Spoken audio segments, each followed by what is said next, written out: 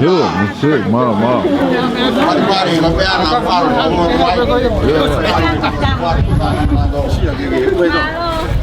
Wow. Hàng mà chị hảo mau là ta có tao mà kêu đi. Tên nên là gì là?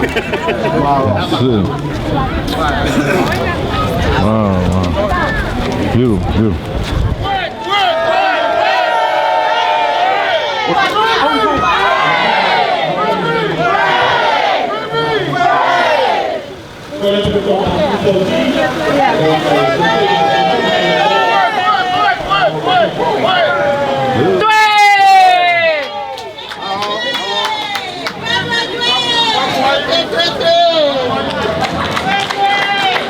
Como Paspasi,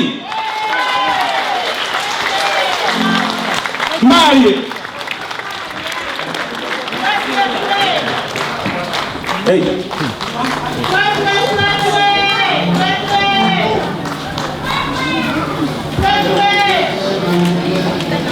Ai que tu leo la, tập tôi cái leo la. Ore mà có biết tôi mà cái tôi.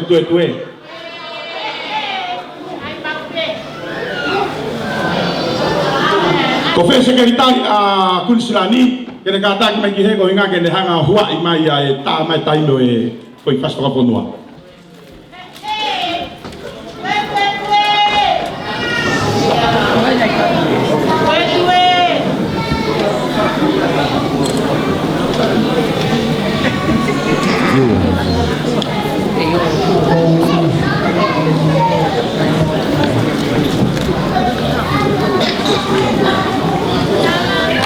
Phải ra cái tàu Thái Lan phải ra.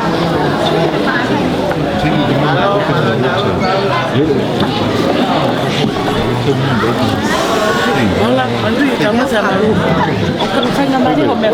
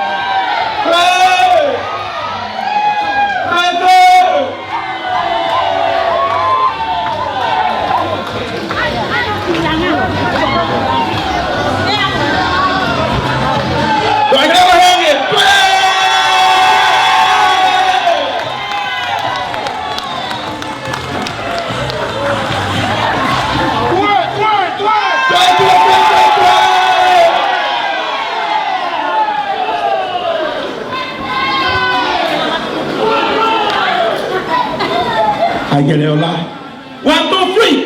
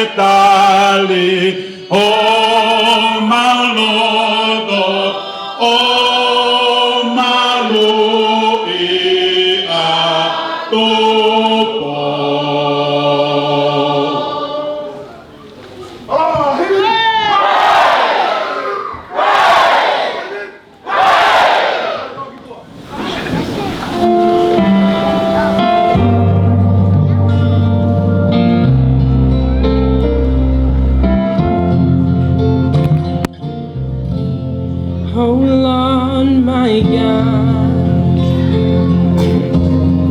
when I in awesome wonder consider all the works thy hands have made.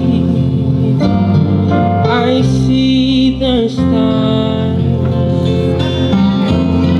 I hear the rolling thunder, the power throughout the universe displayed.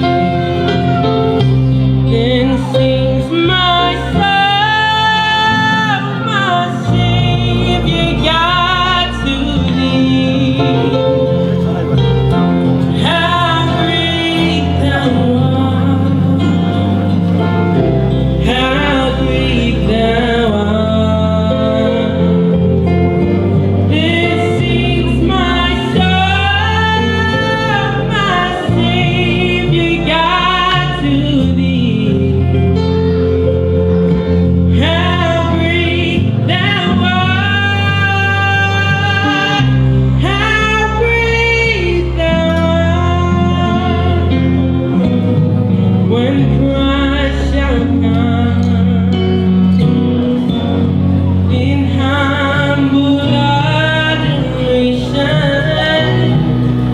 take me home, what joy shall fill my heart. Then I shall bow in humble adoration,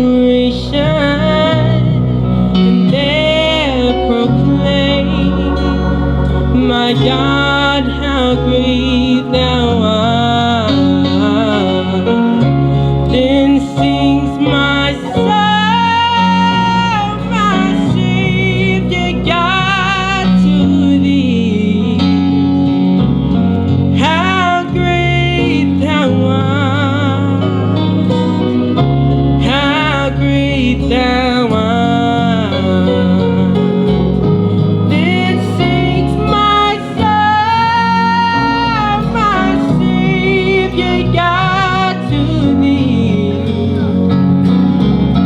How great thou art, how great thou art, how great thou art, how great thou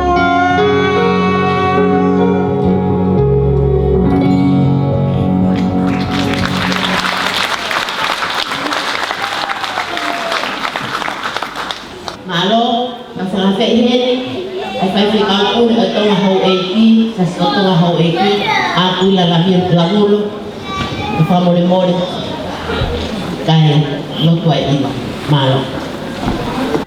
Ua tau longo katoa ngā pia tau longo eiki.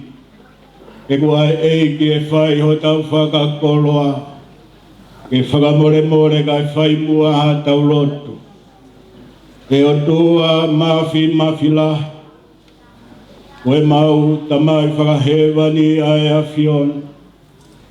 Koe tui koe o e ngāhi tui. E a moe eiki o e ngāhi eiki. O hu tāru pē nei mua i mua. O hu i kai ai hatoe o tua. O hu toko taha pē ai a Fiona. O ho ngāhi a homo o ngāhi ka u. O hu ai a Fiona pē i. O mau whakawetai, o kei tuku ki mau tolu i hawhonua. O ku whonu he mahu tawhia. O ku kei lanu mata hono lou a kau.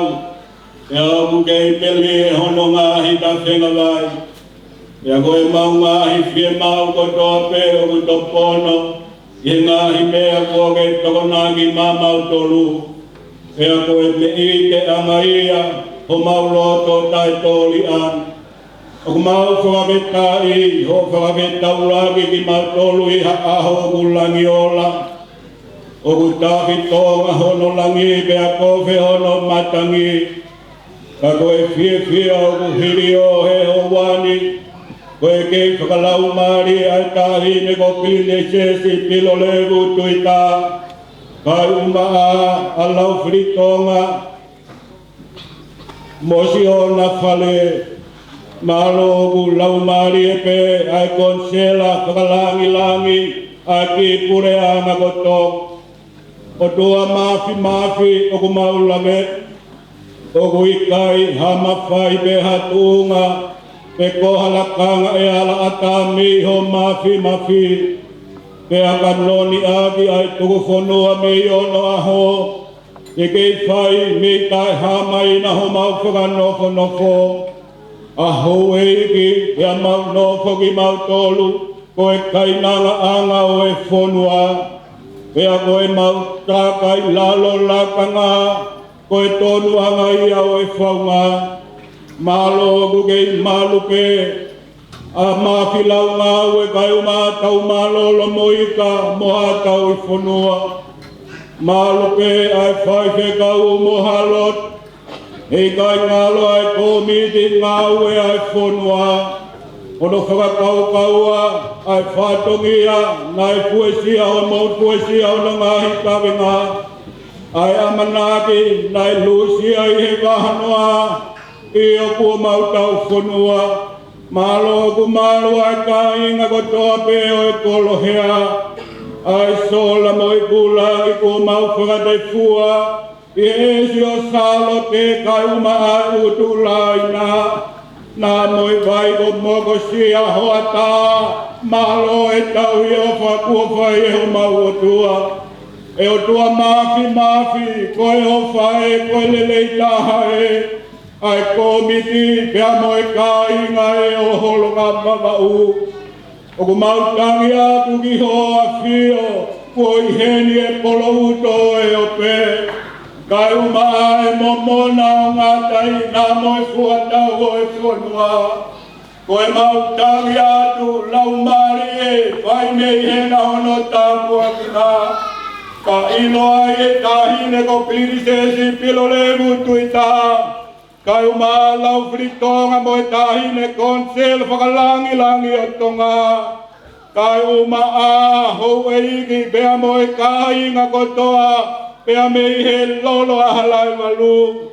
Ke whaumai mua ai haiwi whakaotua, ke malohi ai ho mausino vai. Matua iaki ho mau ngahi whatongia, o ku tautaria i taimi. O pe e mau whepuno ia mau hofaki ko e monu ia. Ia kalaisi pe ko e alo kako mau whaka mo ui. Amen. Mahalo ke ngatai whai whakau pule, he ngatai ilo. Tahine prinsesi pule, prinsesa alo te mawhire o pilore tuita. Te pehe ki he fuifuilu pelot palasi, ka konsela tonga. Tahine prinsesi Angelica La tu fui peka mata aho na pua o kalani tuku aho. Kai pehe kia lot tuita. It's my rare opportunity to take your highnesses back to the roots, to Holonga Mama'u. And to our guests today, it's a rare opportunity for the singing group from Holonga Mama'u to take a ticket tour back to the origin, back home. So, tahine pilisi pule kai umaa ai fui lupepe mo tuita. Tukumu ake hoko atu ai tala oi kolohea Holonga Mama'u. Ehe ki tauhiga ko eni ko teteu makilaunga aue ka mo komiti ke nau whakamanatu mai ke kontineniti na ngalo ai tukuanga. Oia ko whakameite uluaki ko tua kai tieni whakafok ki tautolu ke tukuanga langa i manatu. I Holonga Mama'u ka mo kolohea. Malo kau tutur pe tau kalama. Elia ay tahay ni princess. Pwede na tau kala. Mali ako laban baklaw ngao.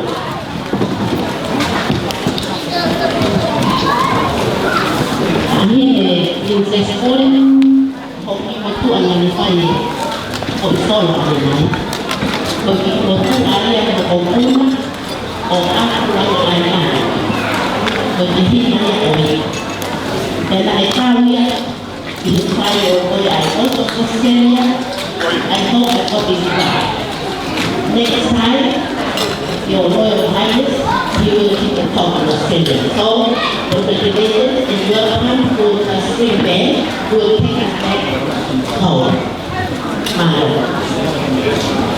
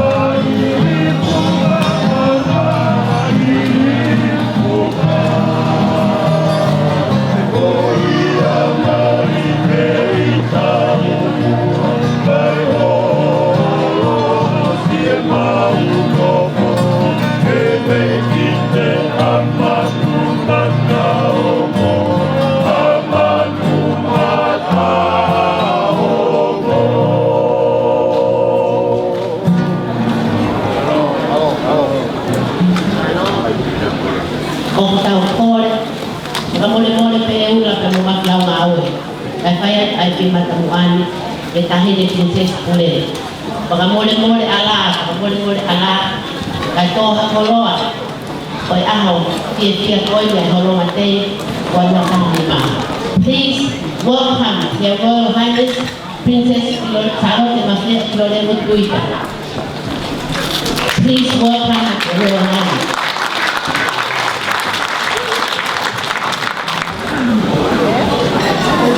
I'd just like to say a few words of welcome in English to those who do not understand Tongan. And I'm afraid my whole speech that I will be delivering this afternoon will be in Tongan. My niece, High Commissioner Princess Laputi Peka, has informed me that a lot of you are here to sponsor this afternoon's fundraising. And on behalf of the three of us, I'd like to thank you so much for your generosity and taking time out of your busy schedules to be able to be with us in Tonga. I'm here. I feel as though we're in Tonga. But we hope that after this afternoon's event, fundraising for the village of Holonga, which is a beautiful village situated in the most beautiful part of Tonga, which is Vava'u. It has tremendous potential. The whole of Vava'u has the most potential for developing tourist sites and accommodation and so forth. So before I start on my Tongan speech, I'd like to welcome you. If you would like to visit Vava'u and Holonga anytime, please just let our MC, Mareki, know when you are coming and how many of you will be visiting Tonga. I'm also very happy that among you this afternoon is Louise Radler Waterhouse. She's our honorary consul for Tonga here in Sydney. And before Louise was honorary consul, her father, Bill Waterhouse, who was a great friend and colleague of my late father, could go before they attended Sydney Law School together at Sydney University. So our families have been friends for many generations. And before we established our High Commission in Canberra, Louise had to deal with all the headaches and heartaches of all the Tongans in Australia. So I'm officially thanking you, Louise. Thank you.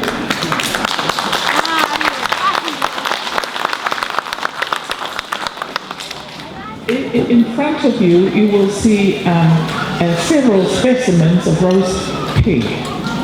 In Tonga, this is the most important part of ceremonial meals in Tonga, is to have the pig. It can be quite frightening to many of those that have not seen a whole pig before, but I can assure you it's delicious when it's hot. And in Tonga we like to, Tongans are very generous in nature, and so the generosity is reflected in our Tongan cuisine, where our food is piled high. In Tonga we do not believe in serving a plate after plate, because that is not honoring our guests. So just a few words of information for those of you that have not witnessed the Tongan bola or Tongan ceremonial presentations before. Now, the village of Holonga is actually part of my brother's estate, His Majesty Tupou VI.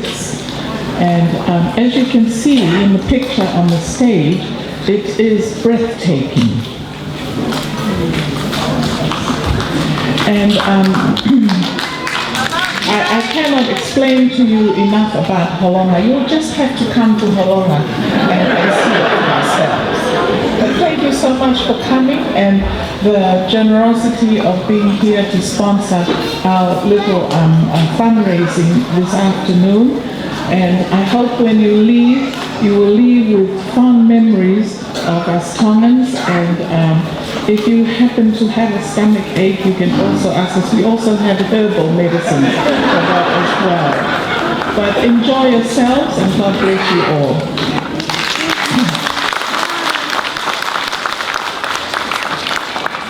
Tapu moe a whia o tua tai hā mai ho tau lo tonga.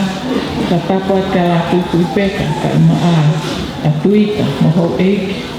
Tapu foki mo ha ka whanua. Tapu mo ka malolo mo makla ngau. Ka tapu atu ki he tangata eiki sai whikau mo halo. Ka tapu mo tangata e whanua, me whiwhine e whanua halonga ko toa pe. O tau walolo heni he ahon. Ki kātoa ngani. Kātoa ngā i aho o holonga, pe koe holonga te.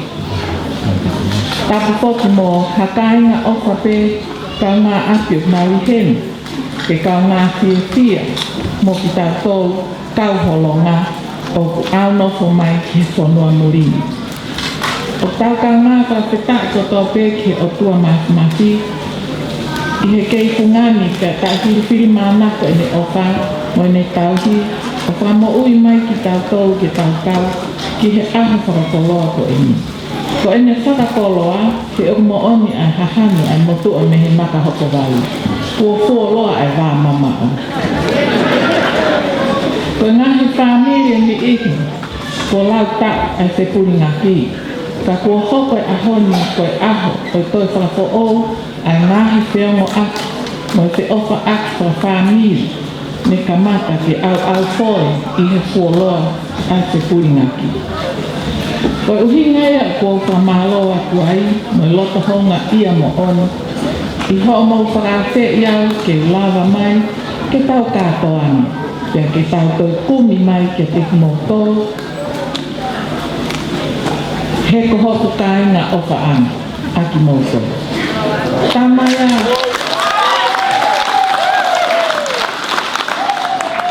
Tamai ngā e ngāwa ai kolo hea me fungani tohu. Kai te es kolonglong ko lau.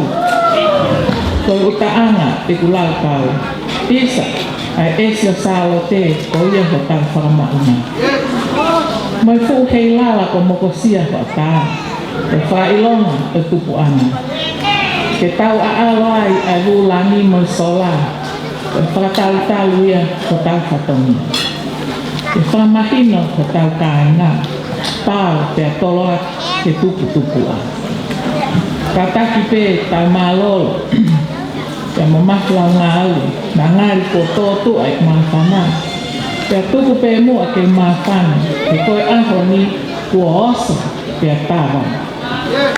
Ia kua huni e lolo, rei tatalo kua mari loto.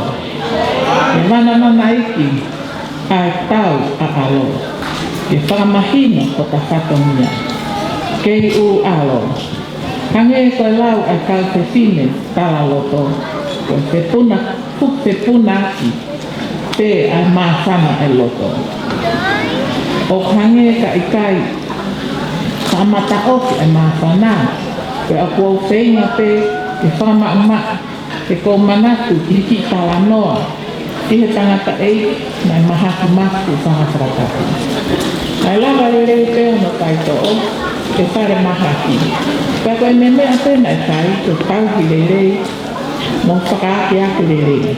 Nani ngāwe ake ai ospe e ne maa mea tokoni hi pongpongi, pea te rewa o lue whamalo hi sino rewa i he hala. Koe aho e taha, o kuhua te tangata eiki, e whai e ne lue whamalo hi sino, os hangahi niki ko ta tangi telefoni. Tare telefoni e he whine eiki. Mari e tangata eiki. O hurea mai tō taha me he makasini ko Reader's Digest. O whakaha mai. O ku mau e he tangata eiki, e pare i he lulu ai makasini, pea koe pare koe tola e taha miliona nima kili. Ka tala mai. Koe ospe e na telefoni, ko lere mai tō taha o mai ai sieke koe pare ai tangata eiki. E mō tāku ua au pito e whine eiki, mo e ne tairi, e hanga whewha ma whakahoko ane ki he tangata eiki. Ai ongo whawhia ko ini, e nai si toki osi, nai yange toke tā. Ke whaai e nei he whaahinga mea, e fuu whia, pe e fuu mamahi ai. He ko ene tau poke pe, ko ene mā lolo. Me whiu whiwhiria kine e kini, pe koe hā me ai whai. Nai whakakau lewa ke whakahoko ki he ena whai whikawa. Ki haa me whare. Nai telefoni lewa kine e ki, ki ena whai whikawa, whakahoko ki ai, ai mea o hoko. Ka talama he whai whikawa, te ulere atu ki a pini. A mai whai whikawa, mai whoki mai tangata e ki, me he ene whamalo sino. O na hou lewa ki he loto wharea tala noa ai. Ka hoko ane lewa he whai whikawa ki tangata e ki. Tangata e, ka pauta hua e whaaho ware pe, o tala mai, o kuke mak ai pare i halulu. Koe tola i paha miliona 5 kilu. Koe haha a mea ai whai aki ai kupa anga ko ia. Tala nge rewa he tangata e ki. Koe uraki me a pe, te whai. Koe kuto ai lai ua, aia, koe tola ia, e 5 kilu ni mamana. O whea koake aki a koe mo siasi. Ai e hu oho wale whai whekau, o si ho holo hi whai te ia, o tari hono ui. E, tau mālolo mo mahlau ngā ui. Kua o mama wasi, ma pehe hapu lahi e tau fie kiano e tau maa whanahi aki. Ka i kuia o tau whainga ta a ia. Mō kā taki pe, ko ngāi maa lolo e maa whanahi. A koe atu ngā pe ia whoke kuoloa kai wā mama o, mo tau te kuri ngā ki, te au i kai te ilo pe te mōtoi whakawhi ko au a te i. Kai tuku pe mu, ke whakaos ake ki wahe ko e ni, o wou whakakau mo whiwhiri, pe koe hānai ha mea mahu inga ke tau tuku mo ia. I he osi ai holonga tei pe tau ni. Hange kia te au o totonu ke iai ha ki i kuku kuku, ke tau whoki mo ia o whamanaku aki e tau whiohi ko e ni. O i kai te uhinga ki he mea toko ni, pe koha koloa, pe koha paani, pe koha whakawhiawhia e tau toi pe longo aki. Pe ko e tau whiawhia whainga maaria ke tau toi tau o lunga. Au ki whakahoka tu peha ki i mea o kaikin e kaiki ai te tau e he urea. Ma lere mai me mga e wakapuna o siya wangi e tau sea, a sionik mga wakapuna tari mai au mo tuika. Ta mau heka mai te mo tuika ta heka au lai mo. He maa sionik. O ke mea i kua tula leo. Na e hongare pe ku telefoni mai ka kai o tala mai, he kaiki ke toi mea mai koe ke tau holonga te. O pati sene ka hama uki ngā. Ka pe mai rewa sionik. Kono uki ngā, ko mea whaka eiki i tonga. Tang ia. Mo on pe e ai pe ni i te nā te he, i kai ke ulawa mai. Ka koe wha e koe me aku mālolo koe tonga. A ka wha o whare ki he tonga. Koe ne lula fua, pe koe ne kawe inga ko naki tau he ko keisi. Uwaki, ma pe ho whatongia ki he whonua mo siasi. Ka toku tolu ki ai whamiri. Tuk pe whamiri ki nui, ko uhi te mau ki ofa pe ia koe. E toka ngā te whonua mo siasi. Koe a ko kore ai te wahe wahe atu. A ki tala noa pe ko eni, ane mau ai, ha tau aha whanonga, tau oha whanonga, ke tau whoki mo ia, o whamanatu aki, ai whiohi whiawhia, ko tau inasia. Ko tala noa eni he tau tahiwa whāwhitu, ko toki osi e tau lahi noa, pe ko World War II. Ko tau ia, e ua, Hiria Merino ai tau lahi noa. Nā iai te tine Holani, me Holani na e tau, he noko pōpula he taha o ngā kemi pōpula ai kau siamane, nā ilo ai kemi koe ni, ko Ravensbrück. Ke taiwa whāwhitu, nā e toi, poki mai ai ai te tineni, me Holani ki siamane.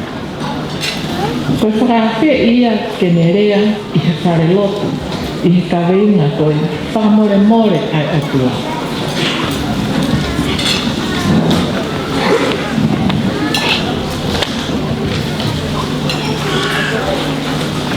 Ke ose lea a te finene. Nane whakatokanga hatangata o kutu I mua he whare lotu. Tu I mui au pita I he whare lotu. O sia whakamama o mai ki ai. Pea me whakatokanga ia atu o ku hawe tangata ki mua ki a te ia. Hanga tonu mai pe ki a te ia. I he whakaafi mai a tangata ki ai. Mai pe he te fine. Ko lere hake ai moko te ilo me hono wae. Ke a o hake ki hono ulu. Nane toka ngai, koe tangatane. Koe taha ia he kau sotia sia mani. Nane, le ohi ki mautou I he kempo kula koe ko Ravenswood. Pena e kau hono whakamamahi ai toka lahi koe kau pōpula. Nai hao pe tangata tu I mua he te tine. Nai lea, pea me lea pehe. Malo au pita whewhine, ai lea maarie. Kua o ngoi, o kua o mai ki a te au a whakamore more ai o tua. Pea kua ngalo pifo e ku ngahi a mahala I he takere o moana. I kai peke ngaue a te whine ia, pe hiki haki tono ni mai ke lulu na tahaka tono. Toi rea mai tahaka, te whine. Ka more a whai pe inga ai te whine. Pea toki hiki mama rie haki tono ni mai. Ke lulu na tahaka sia mai. Koe whamatala a te whine. Ki he ono me maa whana kaike, me kamata me hono o maa. O lele hiko ki hono ni maa, o atu ki hono uru tuhu. Pea ne o moa, hangi ha kuhila, e me totoro atu ki he nima o sokia sia mani. Totoro a kuhila o oku, ki he motua sia mani. Pea ne toki rea ku lera ki tahata, ia kua whangamore I a koe. Si oku tonga ang kainga holoma. Koe whamore a kua. O ku baka mai ia I he ene apa. Kai oka o tawa noa ki ai punake. Koe oka kuru. O ku mama o ia I he tatai ka o tamai koto. Kainga holoma. Koe oka te he. Kua ulava mai mo ia. I holoma te. Ke kōmi mai ki hoku kāinga, ki hoku kāinga ko ki mōtoro. He o I kai o hatoto o ka anu. O pehe ai ongo o ki ateau I he ahoma inga koni. Tā māloro o fuoloa e tau whakuringaki. Kai tā mai ana a mō I lo ko hoku kāinga ki mōtoro o kōkofa. Ka koe a honu, o hangi e hatu tō kumika na fō. Pea kulanga ai e kumamaki ki he tawa noa, ki he kumika na o fas akure. Ki hono ta o kete, o tu I tonga, o tu ta akure. Tuku mea e pao vea, na ama tae pahafoki I anua. Ko nuako o whawhine ia o a. Pea tuku mea e tau vea, tēnā te kakanua. He I mai uraki whaere e whaisahuri, pea toki au, anua o whaere I koe a ki kātui ki ki tona. Ko wholoa ena te kuringaki, pea e kai hatoi whelonoa, mai whakakaukau ai a whasapure, ke whanonga mai ki malako, mai a whio ai kutonga. Nā me hifo mai mo hono kaulaki, ke hono kau whanonga, o kai tau mawhakawa ai tui, pea ne tau malu ia pe, o ne tutuia, ki he mehe tau a, mo le o kawa. O ne whakatatau atu na kotoko atu I mua I he tōka. Nā me tuhi forewa e me ki tātou na e tōto. O me a au haki ki tu, koi fōi koi lo. Moi fōi hoka, koi utota. Moi fōi mamai. hiri ene karakatapu mo ene te tapa na me toki to o hakerewa ai hoi uho taha o pakiua pea melea e ho afio ko eni ai takamahino neongo e tapepuri ngaki o kutau ko taha na me tō hake mo fo i kori toto o pakiua mo i pea melea e ho afio ko eni ai whakamahino mo whakamanaki o hota toto o kukei te tāwhea mā whanake. Pea me toki to o hakerea e fo i mangai o me pakiua mo i mo me rea e ho awhio ko eni a whakamanaki mo i whakamo oni ko e ku ofa i he awhiona ko e ofa i kai mangai. Tā mālolo mo i mawhila ngāu ko e ki kato ia ko hap mo ia.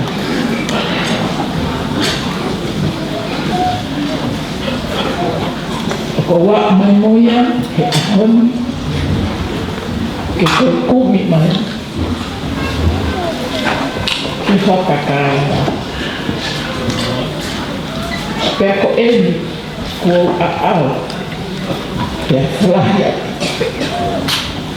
ke whamahino o tau ke iho tāke. Pea ako kei se tāke haki mā whana e o tākoto. Ia, pea ko e ku ofa ke ki mautou, ko ofa ko ki kai mamai. Ofa.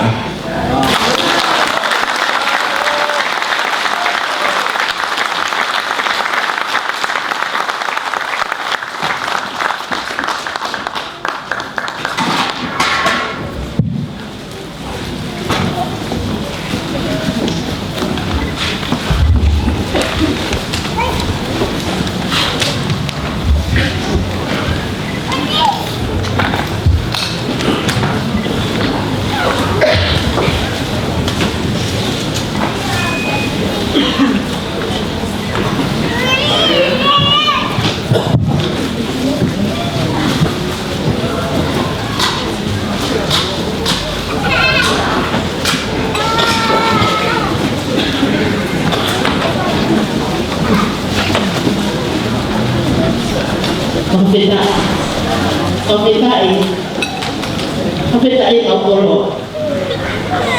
Langai manatu. Kita ala.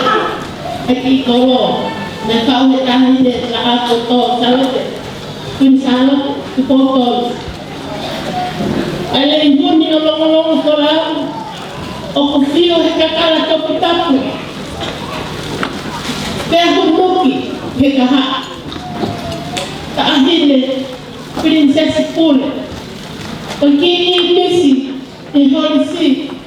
O imisi me he esi o salote. Ta whaaki matapu. Ko eriku ia komo fue. Ko eriku ia ia ewa ki lawa te tia. Na iha ere kun salote ki he esi o salote. Ke e kisi. Atama kotungi ipa mo whakawhi. Penana me a kero ki lau a tetea, pena whea mea o tā kere. Ka kiai a mokosia ho a tā, ho au ki a hon, i he whanga ko mo fue matau. Ko he mango ni ku one ia, ko kiai a turi ho anga ho ka i wahi ke mea, ko ki kai hawai e holo. Ko ki turi ho anga ia, i he whanga ko ni ku one i he maa, o pui ko lolo kumete si, mo lolo kumete laha. Koia kubare he kakao e turi hoko lolo kumete si. Koia o kupore, koia o training ground ia ni o holo la. Koia kumana maloloa e turi hoko ia lolo kumete laha. O kuato ia e tau malolo ko mafila gau e mana maloloa e holo la. I hapai e feitu una. E tuku mua te ko holo la, o kulue lalo. Menea i holonga mai le lima e lue lalo i kolele he fide motuana ho e tahuni te wano koi motua te ne tani ho mau whakoloa fo i he lue lalo ki hako e fo i he turi hoko i lolo kumete lahi kai tuku ki anangi kapo kupu ke ne whakahoko ati pe e ia mo tani ho mau koloa ko tō me wheki ona tua whai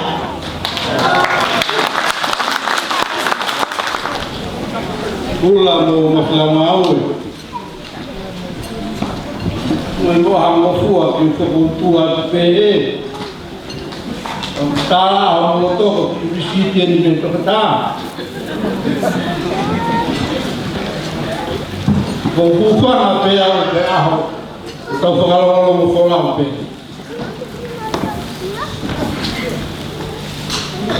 Ta ko ke lupe lo ko pala.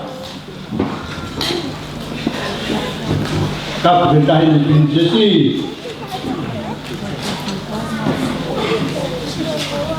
tapi bertuita,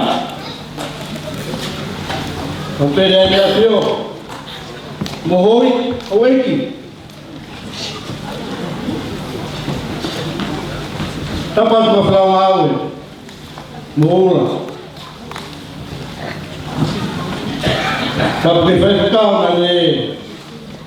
Kau kaki hendak bahu ya hon.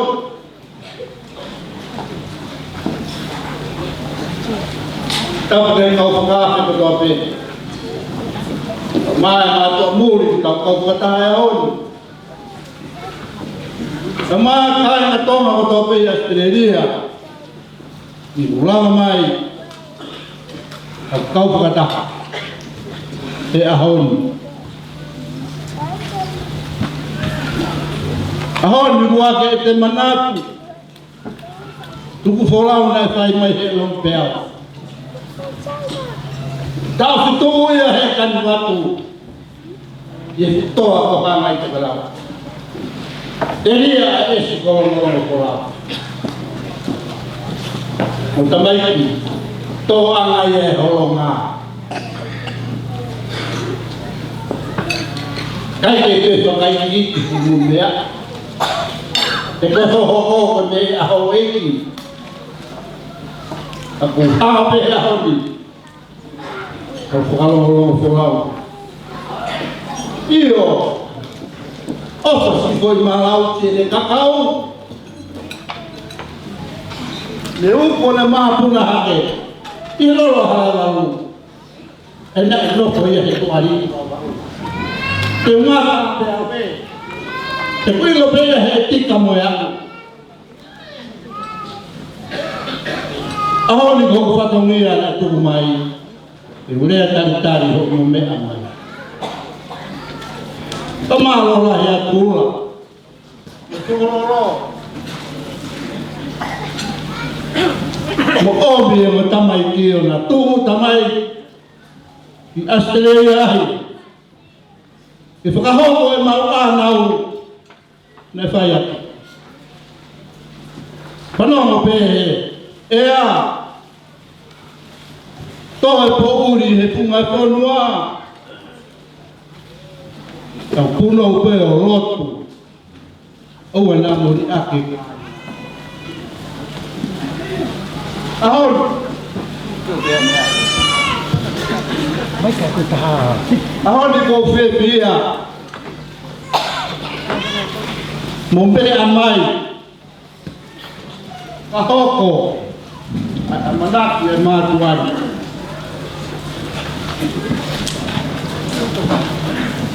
kai lo pope akalale kai o alwa to kabofo makimawa terio mapare kato ya uia ane moya hauya ke hawa ke ya koe o mea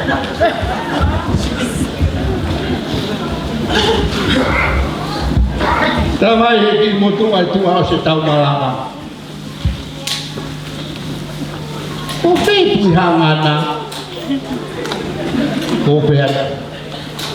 Kai ke uilo. Katu ai ke eke. Kita ini ke pilore. E o riliwe ai moia. Ora tu pegaia que aparece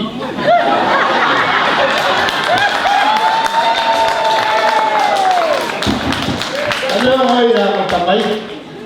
Kau ini ya he di butuh apa itu kau? Kau huya kau ini ngoya dah itu. Boleh boleh. Awak ni yang suka fikir. Ada mana tu ya? Ibu hinan kau suka ini tamak. Hai pulang aja, faham tak ini? Pun salah tu. Aku faham dia cakap.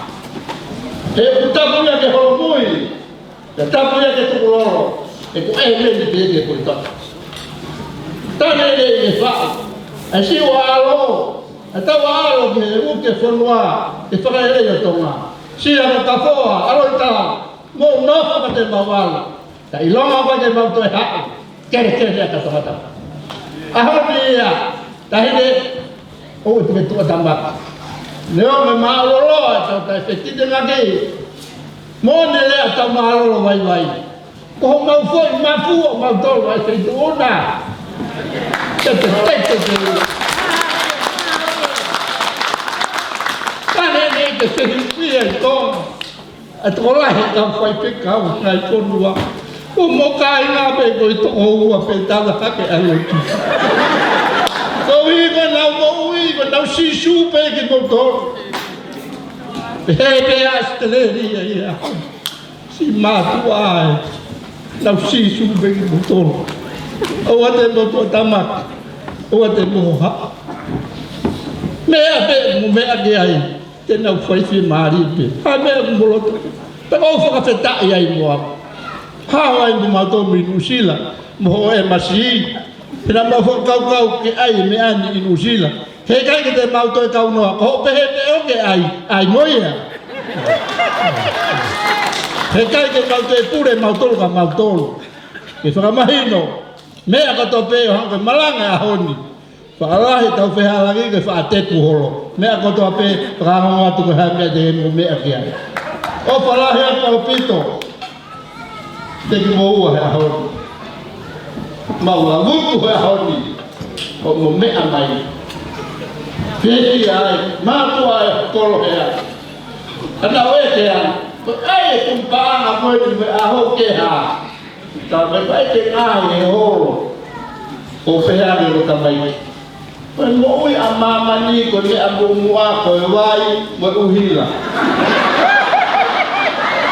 Oi ke na ho kai ha wai ko mai. Aba na ko ni. Ikai, o si sawa me ho mai. O sawa pepe, o lufusi ko na ko.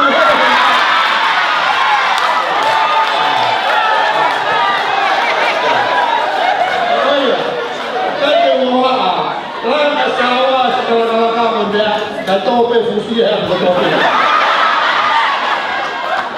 Kau ya kau, kamaro lah ya. Kau pe amai, dia. Mau hawa pe, kalau kau pulau, ahli. Deveria kau tertawa.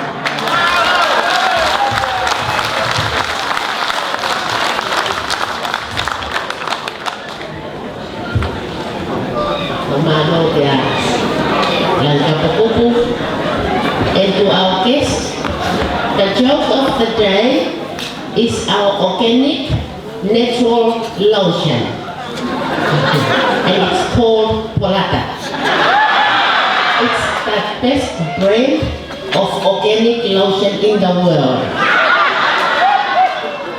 The two here at the front are just symbolic of them. But if you want a real taste of the best organic lotion in the world, you have to come with Beto back to Kelowna to have a taste of it.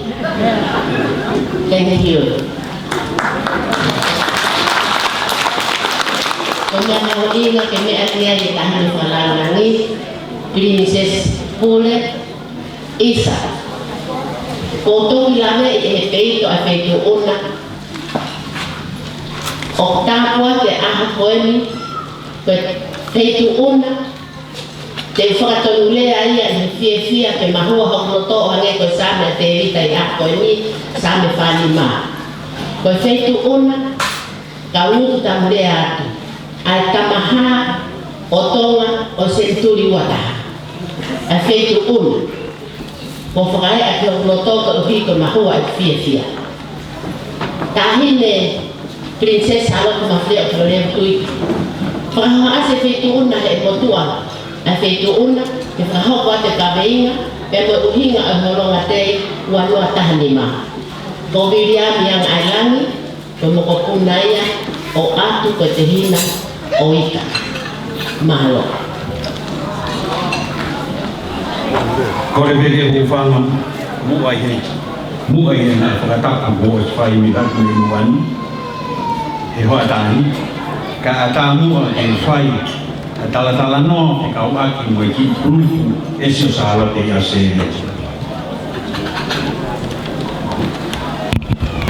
I aho waki whe koe I kua whatawha, ne whakataha tua ia e tunga mātua, ka mo e tunga whine mātua, o whai hanau kai mea kai. Hanau roto ai te, ke whiri hanau kōwi, ke ni toka maki e nau ngāwe, ai o e kōwi ki e. Sea o Sone Ika, Junior. Sekretari I te whakuna, tau whaanga ke somutili, te angi o pia mea ngā lana. I hoa wago e nau hui, nau kōmitina, nau lawarika, nau tawatanoa, nau whakataha I te, o nau roto, e whaiha nau whina pahanga. Lawarika whai nau whina pahanga I maa asio, Sagosi. Lawa na whinga pānga waki, nau fia au piko, na nau mawai pānga me fitua. Ta e ai hawhakamore ta. Ka nau roto rewa ke nau. Nau pehe ta koe whungan ke tau wha. Ka nau wahe roto rewa ke whai I he mahina tolu kotori. A mai ki tisema, a hua tolo tisema, loto rewa, o miti, e tō maha sirini, e whakawhiewhia, e whanau, e nau pāti Krismasi ai te. E whae e me nau whinga pānga whakaosiko I tisema. Ai ko tuko whae o no mitu unga tatau pe pānga nai nau maa mea. A mai ki he wafe tahanima, haurewa ko miti mo na whakaukau whou, nau pehe, koe taimieni,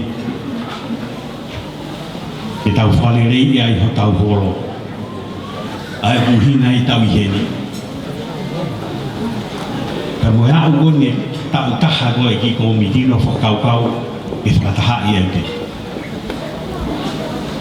Sai, ihe, I ngau e ko lawa hiki ko mitini. Nā lere mai hama mātu ai ua me motu. Nā lawa he ko miti e nau. Organize pe te nau. Whahaki whenga pānga pe ke na whoki mua e ki motu. Nā lawa mai mua motu o whai whekau o whakatangi mai. Pau se whare no whoanga ai Toksiati. Hanga ko miti o to. Whau pe haponga ke whae, tāna ke hapaanga. Koe whakaori he ko miti wai lota ko miti ke awa hasilini hanga tongi holo. Ko mena he hona whawholau pe mawhulau ngau ke aru. O anu silini ke kainga lotu I holo. He whakumu haki whina motu ana lere mai mei fisi. Kone whenga whakaaka. Na hanga komiti whatangi mai koe totongi ako. Hanga komiti e te fundraising na tāna ki ai taha mano tupu. Ko totongi ake ne ako. Kono, nai loto rewa komiti ke nau whataha ka ai ngātu o taha I he mahina ko tōre.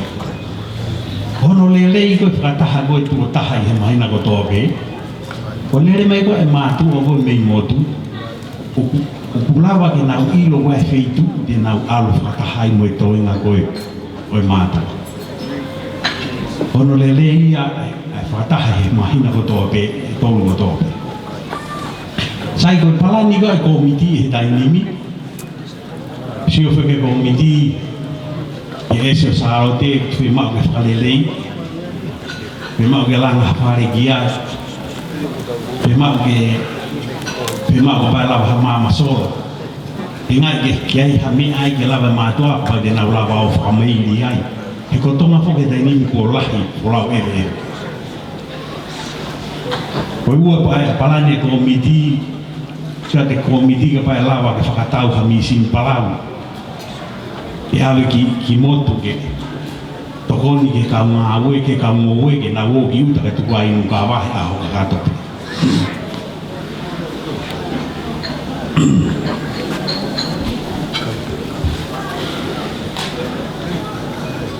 Ai ko laki palani vena komiti tau ihenia ihe ahoni ko tau whenga ke whalerei e holo pe a Pakakato hange ka hapa fulum ya I maha pei e taimi go o ato ga dodol mi muri pe feitu ke ta wo fata ngai mo to nga go ko me ata hapo ke e o feng o sia de komidia no fakau kau ke hako tupu go holonga ko ha me fai ga de ginau ko nga ko ha me fai ha to go ni ga de ginau Aye, orang tapi ini aku ulah bagian, aku kini tu ahun, bertini dia malu. Our committee member had just given in a nutshell the development projects that they are planning for the fundraising of today. Nah, memang tahan ni falang langi, keholong apa itu? Opo mea elele. Kono inga ko holo mesi hilo. Kako holo mesi ko tanga fapure ana ya ibaba. Peto etana ki meta hene pia moi kavuka. Opo tahine ko ho motu a faifeka na ni fakakolo ata toli sayone. Ko tumu aki o ikavuka a faifeka a kuila lavulo. Ko ene fa ko to ko setaita piu ko to fine lahia o ikavuka ai motu ai feitu una pe ko office ko loen tene fa ha ko mai ha wo ki hokolo tahine mo kainga pe mi holonga baba pe ko me I introduce Mr. Facebook of Esosalote Mausarilo.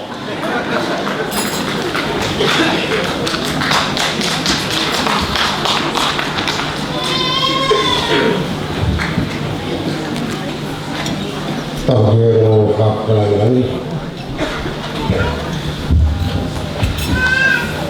Hai deko princess salah mafia lore betul. Tahu hai deko tercerita Ratu Afrika.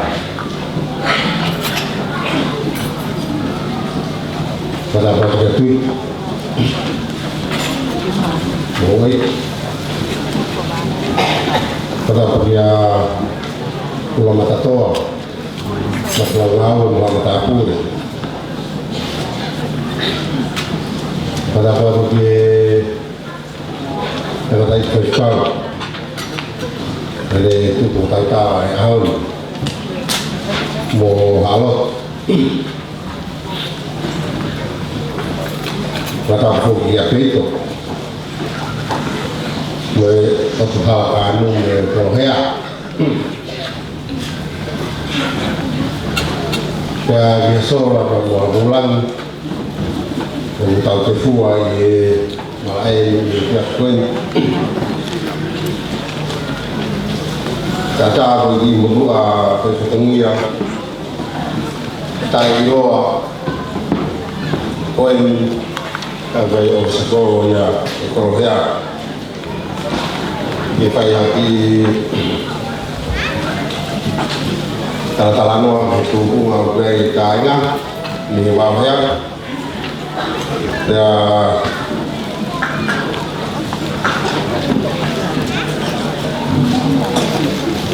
Taine Princess Koe ahani ko wāwhia o kore Te ko whama o pāinga wā tuke Te ko ngona i roto sene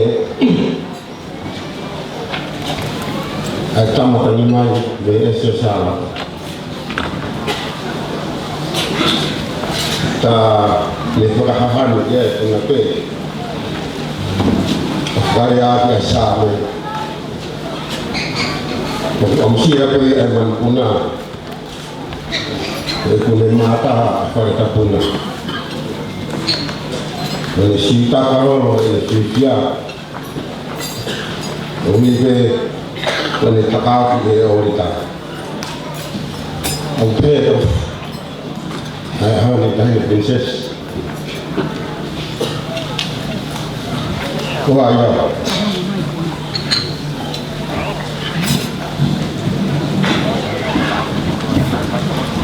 Te waaua Ko he mea Hange koe na mea kia e nai Ai whakofa e se sārote kolo hea Tuku lai nā Whaka o mo fwoi Mo si hawa tāta ni wai kolo ina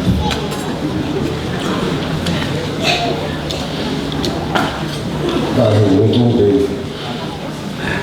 Te taranoa Ko o sinea O kofa mai kāna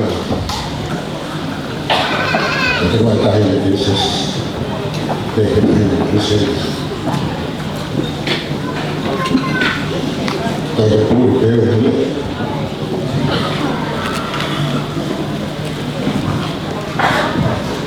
Koe no ko whai e Ki mo tu maka pe Tahi me e e rā me he Asta o ni Whakoroa O maulawe punongi e hai Ko hi Ko roto e whituna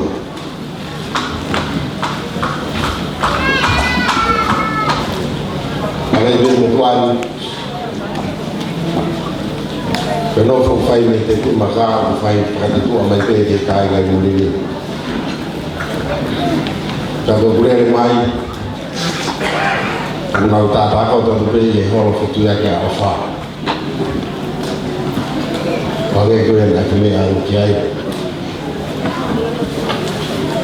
Koe whamaro lahi e koe Ka whawhonga e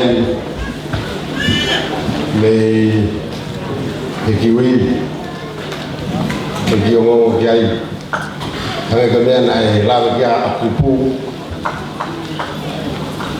Koe malo mo e ofanga ai kiwi O tauhi Mo whakakolo ai vai Pea o whai whamalo lahi koe Koe nau pua atu e whatongi a koia Pea pehe whoki ki he Kāinga me i kare O me ai aika O nau tolu o nau Nau sinawale re nau po i Ngā auen e whahapuanga ki whai toka o whai hano a i o malu Ai Si whangakoi o whangatamai o nau tākoto atuai Koe ngongo ki he kolo hea O whaafofa me mea hano kotoa Ko o mea mai pe tahine princess Ko mau tari Mo e loto whia maari Ko hea kolo ato me whituna Ko uro pe Ko ko sinea Mea hano katoa Ko e o whalahiaka Me kāinga katiki motoro kāinga au whakamogu Rāwa mai Ke hauani ke tau kau whaka katoa ma koe ko hui ko te watu ke wharerei a horo hange ko ia e horo ia ai noa ia i taino prinsesi ke horo kutua ki a awha te ko ta'u ene hongo kurutupu mi ai ke whai no wharerei i pia ko urere mai o ku nau tākoto mi ai o whakaoro mai ka ko mea ki ai e taino prinsesi te mautari whakatai maukoro Makalahiyado tayo prinsesa na tayo ng sirika. Makalahiyado tayo mundo ng mga pinagtawag katahay. Hindi kaya kung nagregan mga katahay.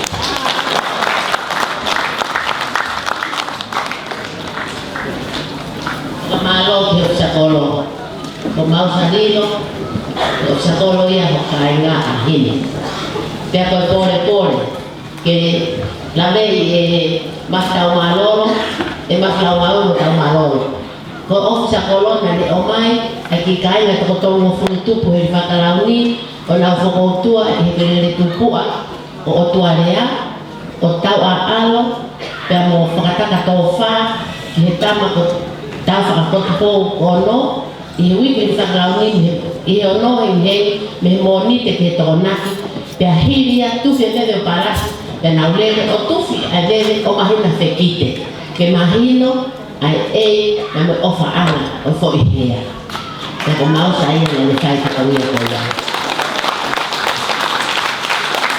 ai kore a fo ihea ko tumutumu ele peni he aha ko ni ta ko no hi mai ai tumu aki o e peni hi mala o ya ko ke fa ka ho atu ai tupu anga ki feito una ko palo fesa inoke ko aga foto Malo, Professor Inoke Huakafotu with our ancestry history.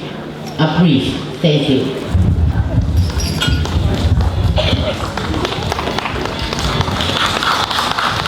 Terima kasih Princess Salote Ulehu Wika.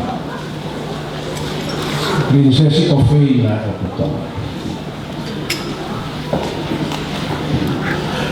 Ora ata ai princesi frafola o ka tu ka te o ka frafola o ka ofa e na a fio ki tomo e a hono tu po hono da mo kuina na sport ka e ro ki ngu pe o palasi ko vila ta hi ne la tu fu peka ya e fi a hono mo odi lau tua sino eiki fatongia o mai no ho pene weekend ke ko osi da hine pilorevo misi ki holonga gaene a fo o unge ko ka ke to asa pe au ka aneia e fanga to lo bele kai hulu ko la a ha forma kola toki puri permisi o me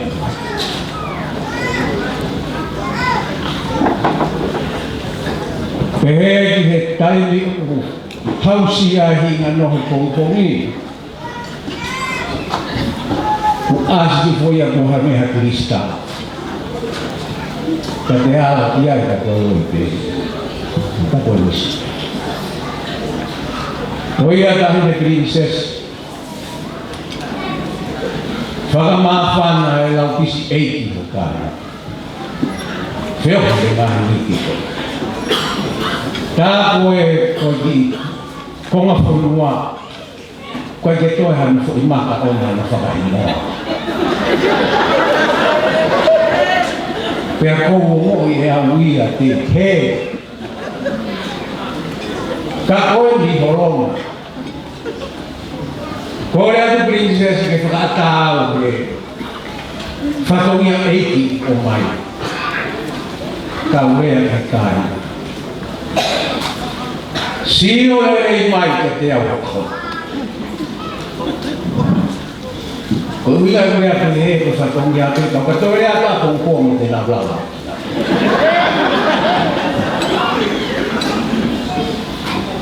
Ko matanga o horonga. Koe. Matanga. Ko hono kakala. Koe.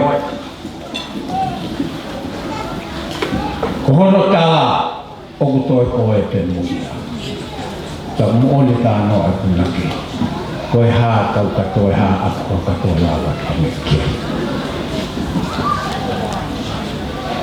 Lono eiki.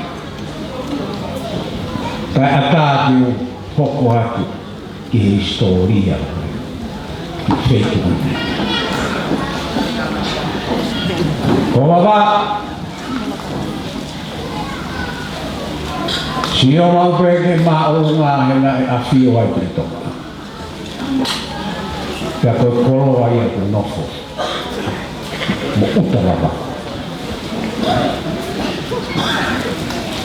Koe ni moa. Pena e horonga. Horonga e hou iki o whonua. Meika tapa pe. O pure ana o te toka. O afe o pe. Iri ore. E koe uruana taura ngai au papa. Kala hen kau a toro polosia. Mo kau whatotoro whonua. Koe koro motu a tahaeli o wawau. A horonga. Tea koe fuafua taura ngai. Ka pau ke pehe hei kai lava havaka. Te koha karia o kau. Kiriku one. Koe maorunga e tahi he aha ko ia. E whakafuafua e kau saia ni si. Nā e mei ni ka e tōru ki olunga. I he maorunga o aha. Tea ke ripe mi tai tōru ko ia ke a ke i misi koe ni o atu. Tea ke i loai ko taulala motua. Ari kuone. Nau pehe I hono no fo'i na fuafua ha'u kakai prinsia ki wawa tonga tapa. Pe nau folau me he isi ke me he hake. Tō uta mai he ta'a tahawhe whāngi au ki mua i a kalaisi. Tā ku koro nui mai tala horo ana no fo'i koro hofu ana. Ki he ta'a hiwangi au lima noa ki mua i a kalaisi. Yang tala no kia e kau saya kesia. Koe toka ana matani no pau ke whehuri ai tau longana. Koe toka ana matani o tonga. O ku nofo te me ke tonga hake. E koe kaini peo ke whaina ni tonga e. Ke heke atu pehe te au o afi. Na I kai ke ngā koe ake peo ha mea he ahono, ngā hi tauranga uhu pehe. E koe a alahi mōni vai he kaumea, e unonga. Nā I longa pehe kai, tau kei, e koe hou e ki nā ngā kari. Nā e ke hatari ai hataha me kai ke hou e ki. Nā koe whakate e te e me kai, iri kone. Ko ia I tahine. Ko to ai ki tau talano mo wapau ki he hā. Ka pau ki whakalau aku hou iki, ne aku ke tau rangana. Ise isa peke. Kai ke he. O u atu, ai tala koni pe au kuiai. Ai whatu ki au aikona mo ki koloa mo ki koha penu aikona he tangatana. Alhoro penu ia. Feitu ko to pepe walu ai. Ku mahe ai me ana. Te au pehe au koto e aikona na ai. Tala hifo o kei ai pe. Uruaki. Behena iai tu ia mauta I holonga te ewa iai whongau whakapue iai o whewhine ko ala upehene no whaala whonua Gai na kana lo to. Te pui mata, vai toka, te mo te fini ko hala ila. Awa hai toka kana ki holonga, ko habi te ko tawanga maheni. Te ko ko tu ba ke ya, ko ba ka kana to ko. Kana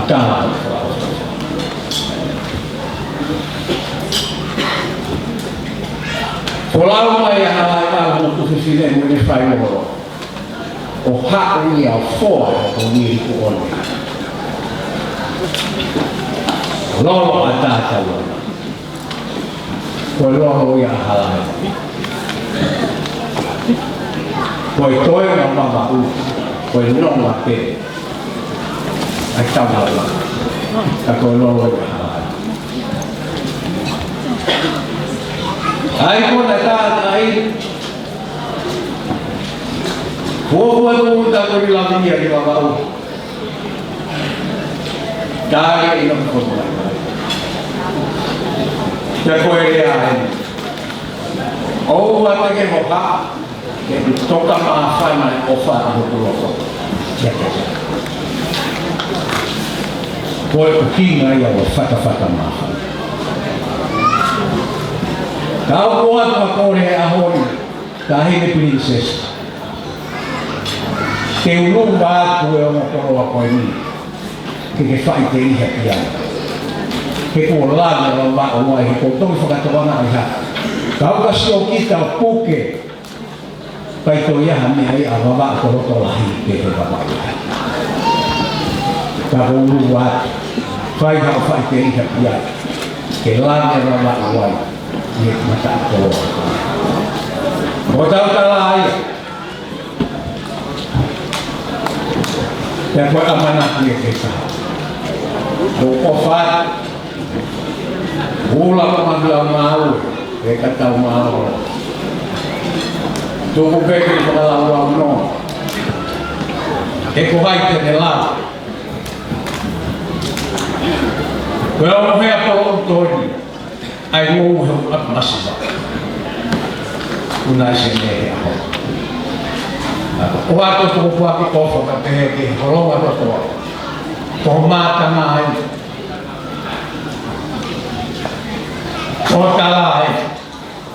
Ya ko kalai. Kai ta tahu ko au ka.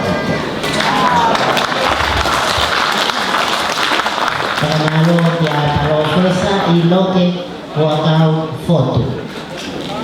Ya volave ai profesa i he kakara o e o wheitu ona ai fo i hea. Tahi te princesi pule kau ki ilawe are e whako ke mahino ke whanau tō tupu e wheitu ona the Aussie born and our guest. It's our village identity.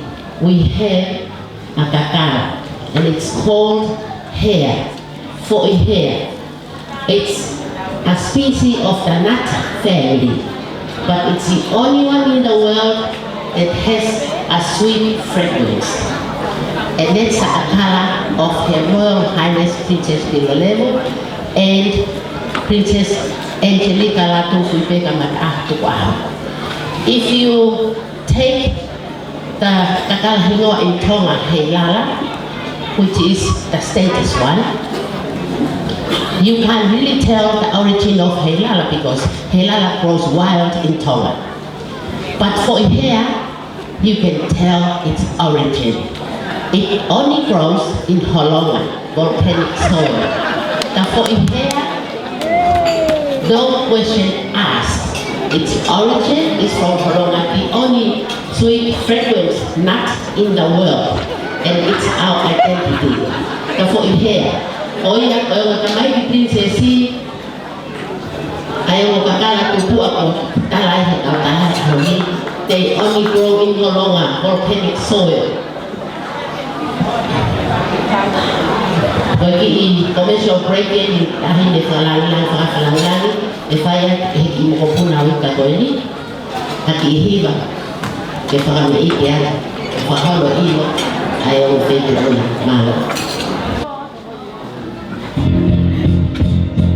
I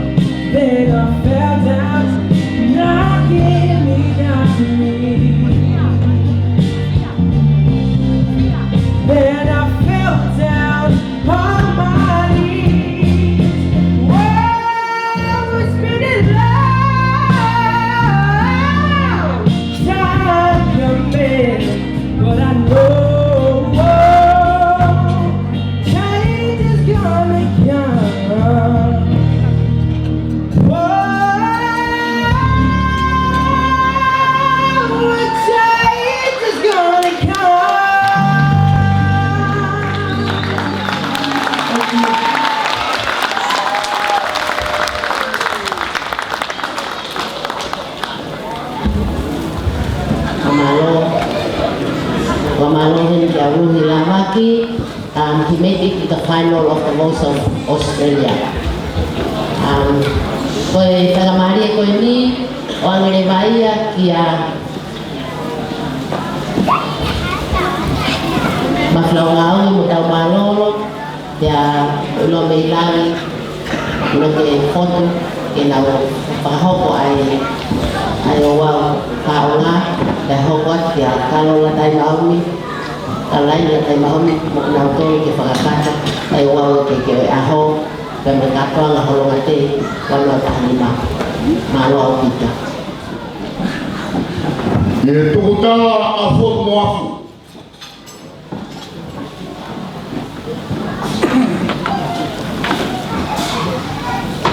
O ano he sisi ne funganu alu. O hutaku e pangai kei mormalu.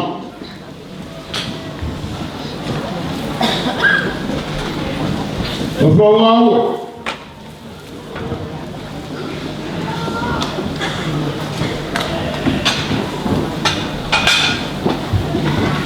Aho whakakoloa.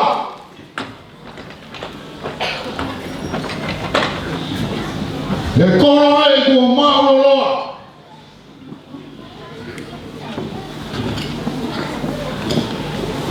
Ai mea ai ho e ki.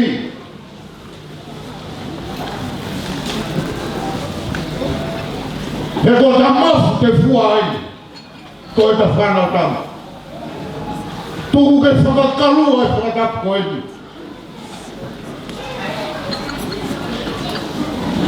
Hekai te urawe rawe i tua tatau. Pe te ukawe kawe. A hoku whato mia he hon. He kuke i tōpe ai whakatau tau. Riku kaho e te uwhope riku a. Tahine koe hala tete wharekaha. He nai whene tau hingano mo si ene ngā. Io, seke. He toa i turai nā. Neu tukuro tau i koe kupere.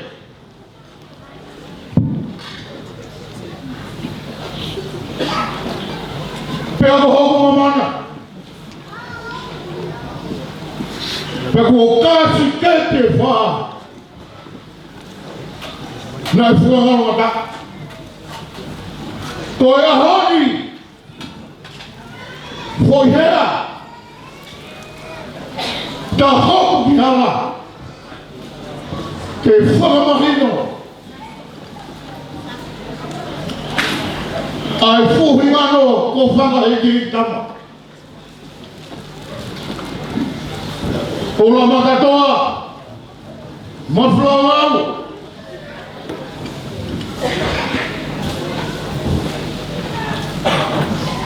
Koe whara nā ku pore ai. He koe mea ina e ame ai motua, ko tau marolo mo ko whakawau. O tuku he utu whanua. He tuariku o wau. He koe hao fukuhia ka tau.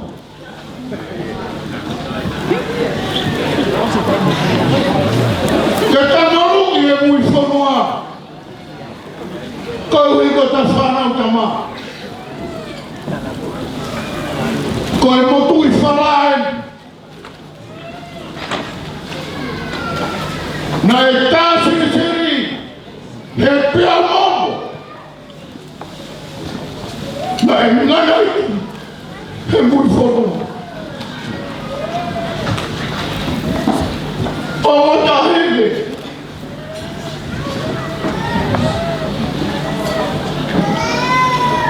Koe muloro pūtea. Aina e manongi a i whuihea. Ahon. Te uwhaka no tapu ni kola. He nā mo i lope. Koe ku maui. E mate ia koe te. Koe ku whaka whakai e nai. Ai whala nana langa. Me he hala tangata. Aho ni kua urumat. Lupa he ku whanau tanga. Te koe aho e ne tau ak tangata. Ulama katoa te usitopoi. Koe te roto. E mea e kua ma tamai ti. Kau kai lau. E hawhanga. Tua ofa e ki atu. Te mea me marana kai kai.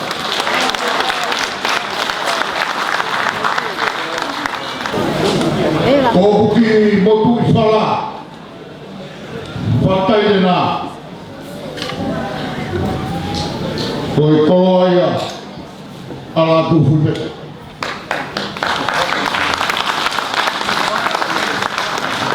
O whuakia he hauri. Mai tahine princess pue. Sarote mawhireko. Pilore mo tuita.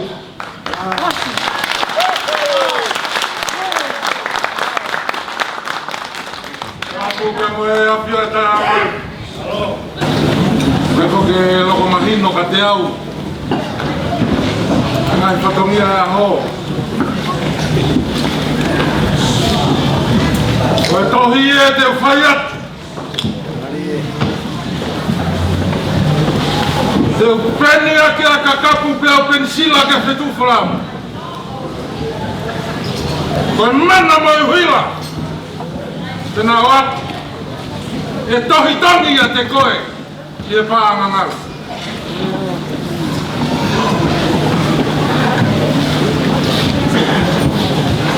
Ko ke tānoa, he whakalahi whanua, a honi.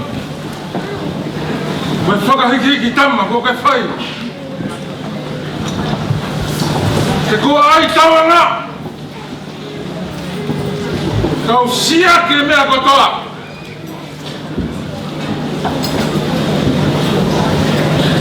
Ko hai au ke toi a aua. Ko mea e tahine princesi. Te kai te utangi ke tatau. Hoko atu e takatoa ngā. Mea i kai te tatau a kua pātu.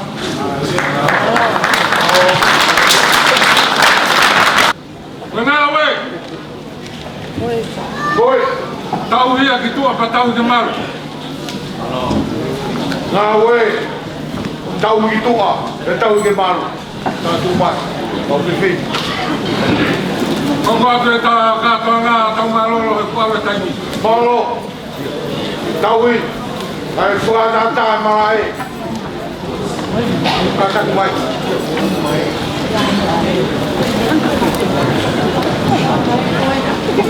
Tulou. Tulou. Wat nene whakatapu.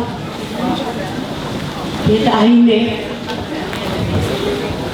Princesa Charlotte Filore Macre Tweet. Ka umai fui lupe.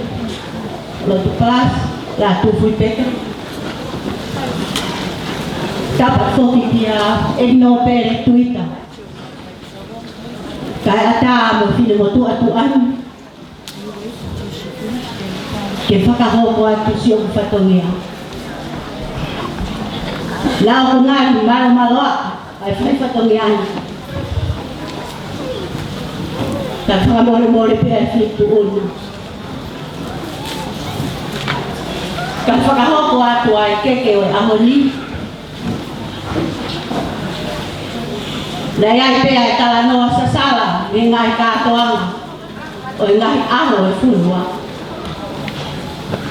Te ai e tu e roto lahi. Na kukore ane pe ke kai ngai fo i hea.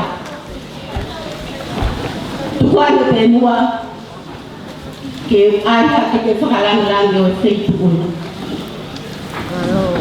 Ke ngai o tau tuhu ke umata. Te au tau princess Yua e ahoni. Ko ia ai kai na holonga. Ka mai kai ni princessi. Na ko ngahi pe ai peke. Le he esi o sa ala. Te a ko ngahi pe peke. Ko polata. Ke mahino ko polata. Ko lau kau aki. A e ko kau he lau.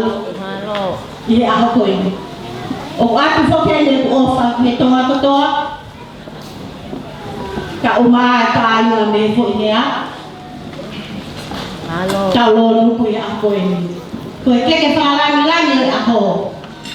Ko hono tu ana. Ko e whala wa wakumi. Awhi ake e whātu walu. Pea mo e whiwhat wha. Kete ya ai mo dices sao te pele masreo ya mo kete taha ko kete ya la tu fui ke debería la la ta ta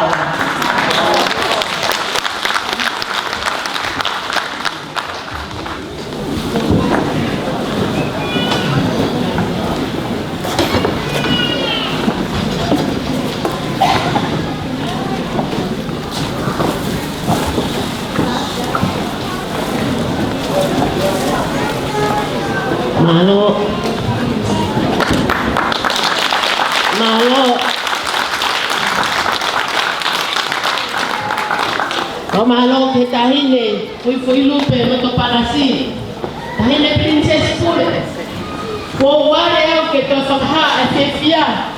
Tahine fui lupe no palasi ko alo petaha tu yo tonga. Ko ne ta si piga mo ui mai holonga te iwa no tahnima. Ane whakamahino ki o kāinga ai whentu ona tahine princess sawa ki mawhia pulore tuita ai sipinga mo oi na tau tau iki ai hifo ui kai ki ulawa ki tuo matanga ai hifo ai ki tahine o whakamahino ka tegi mautolo o ku ke pe hoku me hiki tanga hina tongrau whakawheta e mautoloa ai sipinga na tau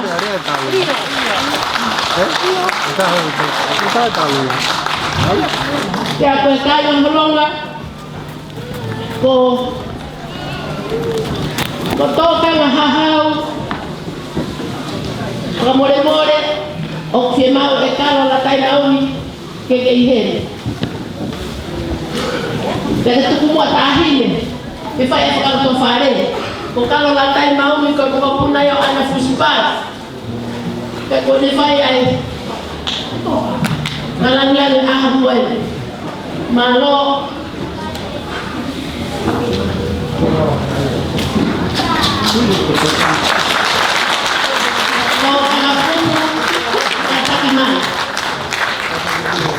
ya kalau kalau peho momea katau hoko atu tipo kalau to fare no wa ke fai ana foka ilo aki atu e funky Tu anga whare, o homo kai ngā he o longa babao, I he whakameite, oi aho koe ni, kia ki moua o tamai ki princess. O kika uruaki e ni, koe whakameite, koe mokopuna e ni, o ino ke foto.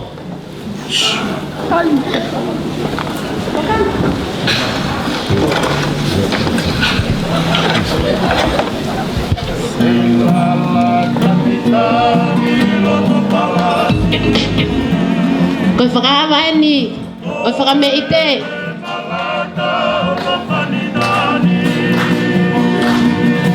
Koe mokopuna e ni. We had a divine telescope on the highest point in Vava'u, in Holonga. Holonga has the highest point, Utula'aina, where the US Defense Force set up their telescope during World War II. But Holonga, Ika of Holonga, had a natural telescope. Pea, afio ia e tui, a temareti, manakovi momoho, o Holonga Vava'u. Pea tau tuku au mai ai, ko tau pore anga ia. Take 5 aki ai.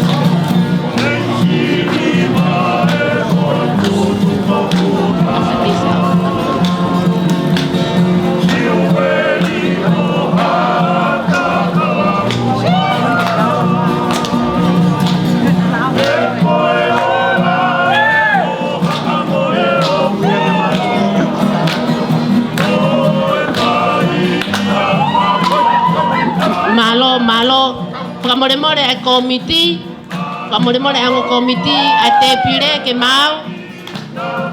We have been advised that the manager of Westmead is here with 2 of his tellers to look after our money today. Could you please set up your desk or table or whatever to look after the money today, please? Tau turi pe, te kumau loloa, ai mea e o tahine.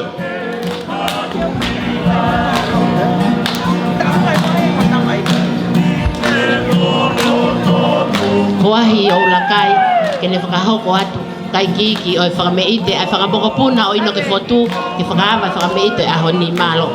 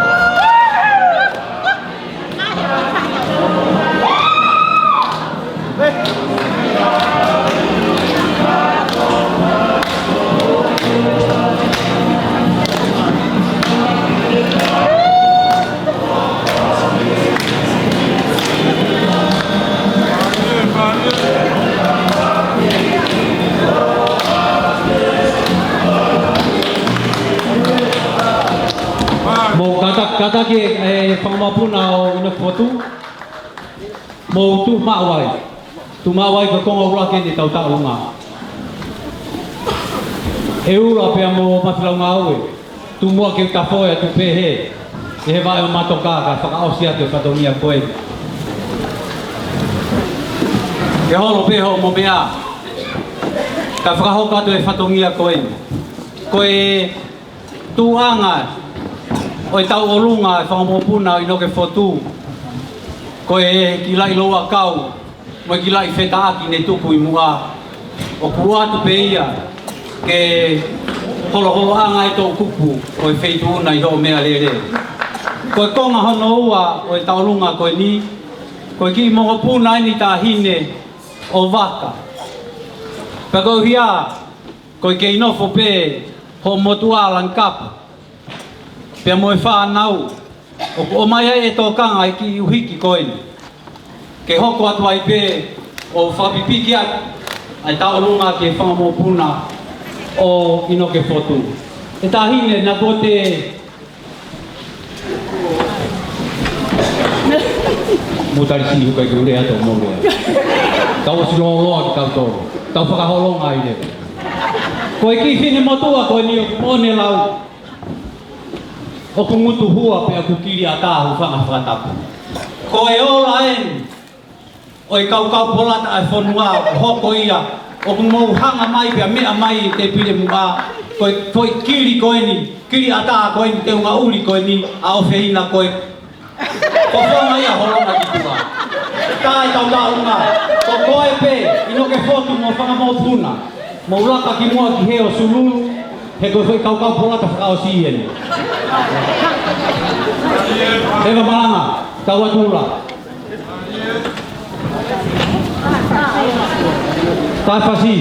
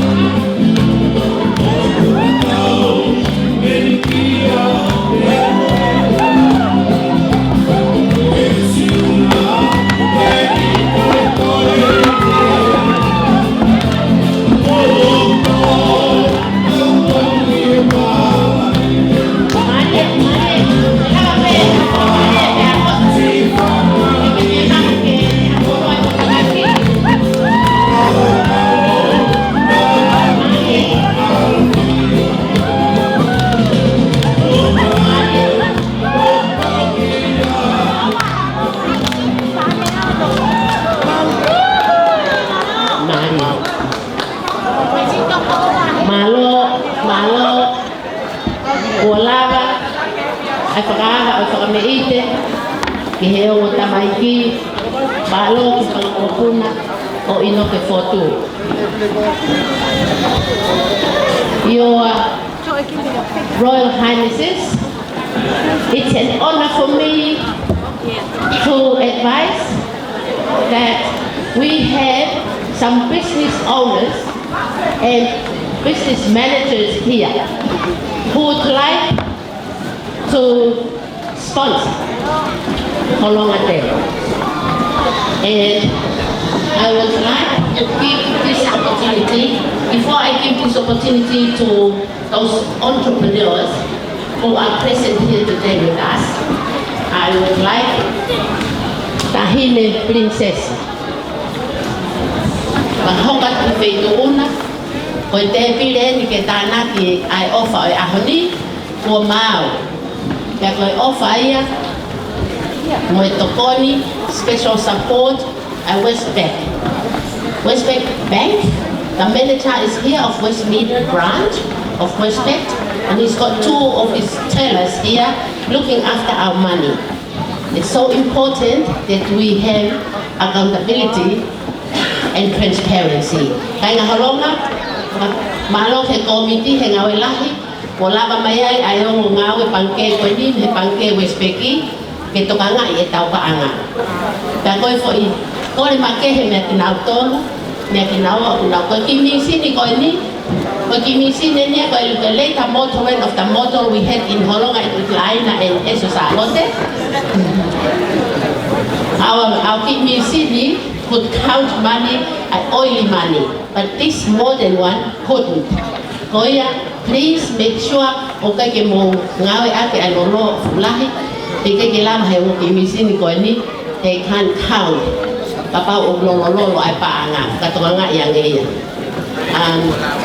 Yeah, sorry about that. We used to have one in Holonga that count with the money, with the oil. Pagbababi pe, pagkufukamalo ke te pile ko ni, ko ongotamai princess.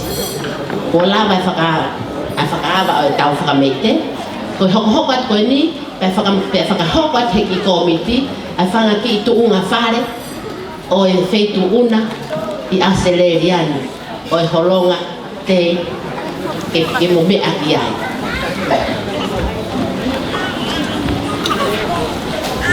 Malo.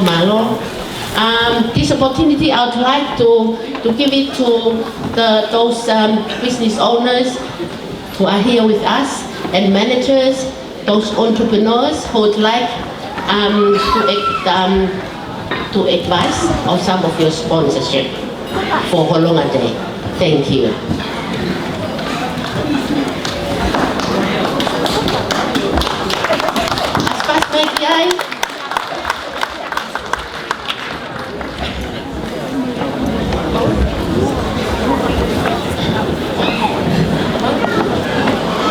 Your Royal Highness, Salote Mafle Opilole Motuhita, welcome you, and I would like to introduce the people who will be speaking and offering sponsorship today.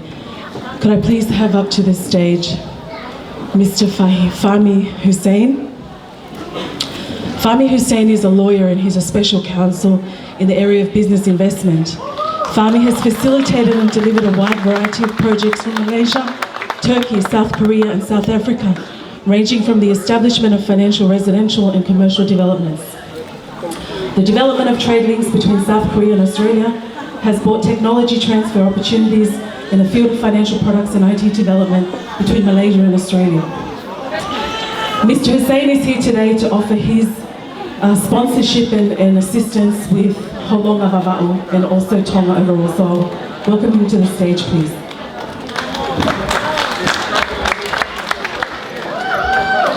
Your Royal Highnesses, the Executive Committee of the Holonga, Ms. Waterhouse, Honorary Consul, special guests, ladies and gentlemen, it's truly an honor. I didn't expect such an amazing day. I haven't seen so much food. Thank you for the hospitality. It's been an educational experience for me, and all I can say is that I'm going to take back a lot of fond memories. What I know of Tonga, I've learned from the television, the football players, the sportsmen, the great, warm-hearted, generous people. There are many opportunities that I see for Tonga and Horongo, and what I hope to do is to take back this experience, share it with my friends and my business colleagues, to look at the investment opportunities that we can make in your proud island state. I'm very, very honored. I can simply say one thing is that the young people that make up your community, like so many others, have excelled themselves in many areas. For a small population, you have produced amazing talent. And your generous, wholehearted spirit lives on through everything. I've been through the school system here and have seen many Tongan friends who have been supporting me, been helpful, and most of all, very, very generous.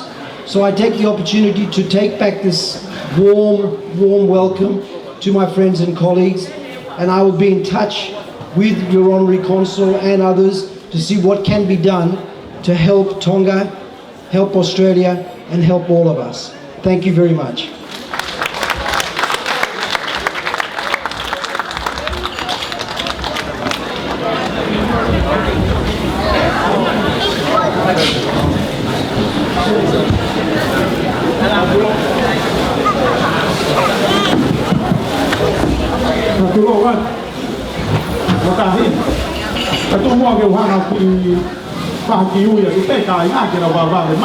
Ko hinga ko pa hoko e pagi tau lunga ko ni ko hinga ko paki momo ke ma wai ko hinga pe ko tau ho pa ko ko le tau lunga no hoko ko le te fa ma ko na ko to pe o ika ke mo ka ta ke mai ko lo ke fa mo mo o sta ika hoko ke ai ka piu ko to pe o sta ika hoko ke ka piu ko to pe tau lunga no ko te ko ka announce ta ka motor ka tau ko no hoko ko la ka motor fa ma ko na ko to pe o ika so le ko sea so le a pe kia sore kai foto, pe kia fusi, to tolu ko yake mo lao mai ke katat te fahai to he magoi.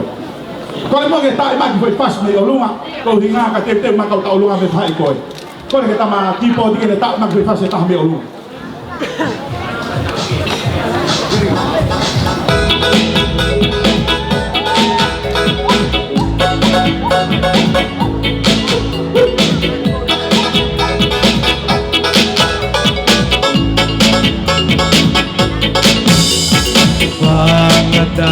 Kumoy makamahile Ufano Kumokiherake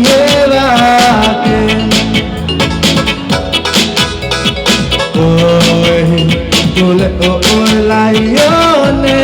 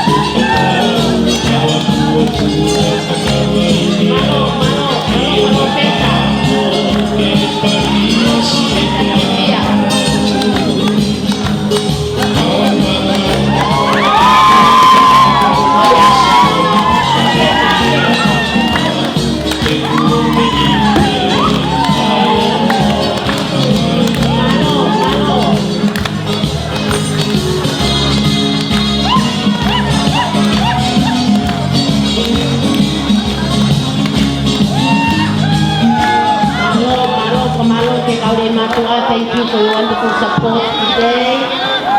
Koholonga day. Koe whangamapunai ni o tō whine oi ka kuhausia. Koe ne whine motuai. Koe ne whine motuai ko Ana Malau. Pea so ne kai foto pea mo Ana Malau koe whangamakapuna o hausia ko mo tolu eni. Malo.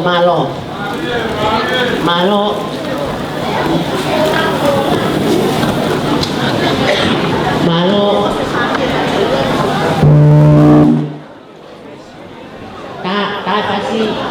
Oh, ay malo ay Malo. Send foto. Malo.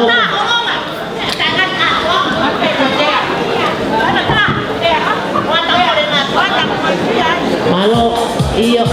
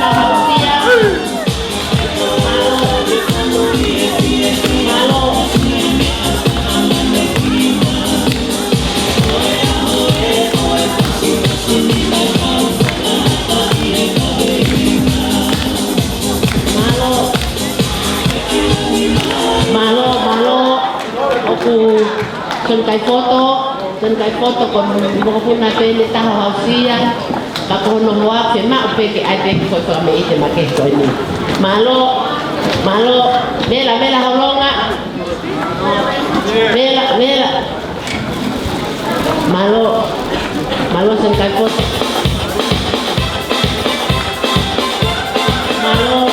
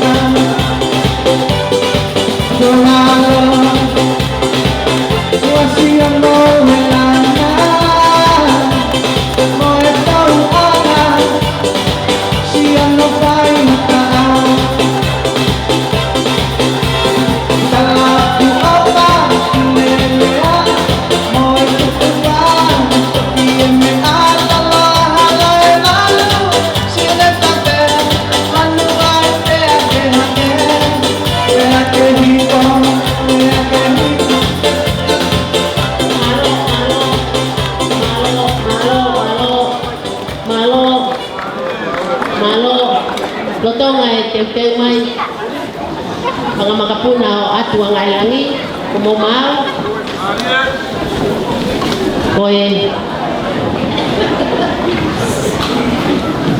mga makapuna o atu ang ailangi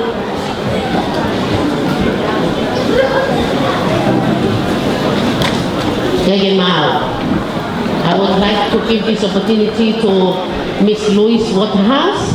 I'd like to invite you to the floor. Miss Louise Waterhouse. Thank you so much. Your Royal Highness Princess Pilalevu, Your Royal Highness Princess Angelica, Lord Tuita, distinguished guests, friends of Tonga, new and old, dignitaries, and of course members of the Halonga community. What a wonderful thrill it is to be here today. And I think I speak for you all when I say we're so honoured to have Princess Royal come over with Lord Tuita to help us share this day. Thank you so much, and we really love it when you come to our shores. That's just wonderful.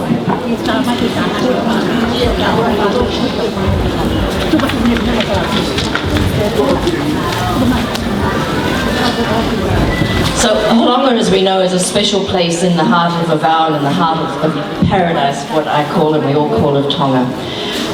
And a very special part of Halonga is that it has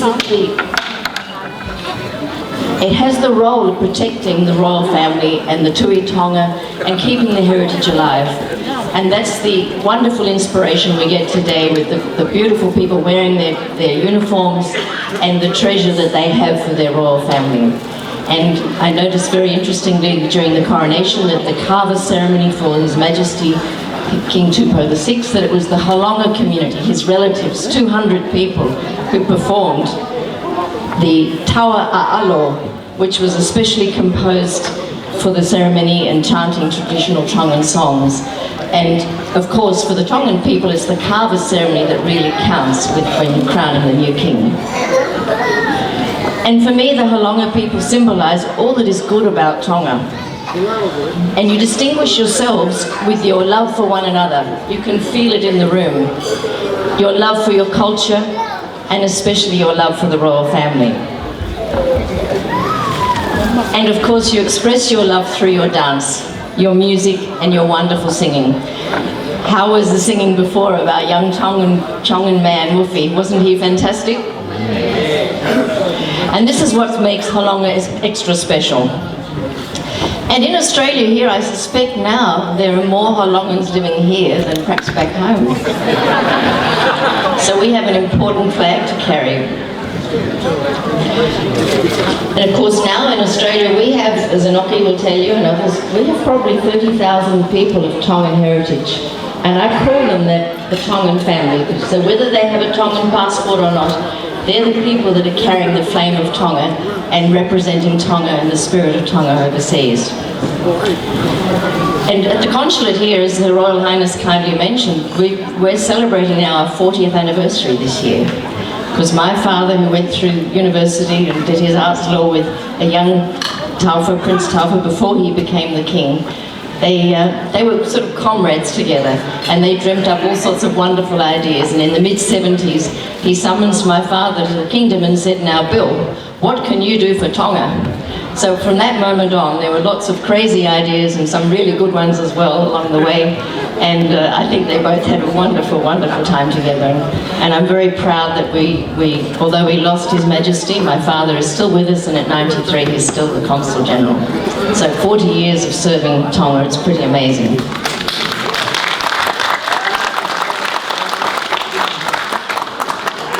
And people often ask, what do you do at the consulate? Because they don't really understand. There's no job description out there. Yes, we're there to help. We're there to help Tongan people in Australia. We're there to help the Tongan people in Tonga to communicate with Australia.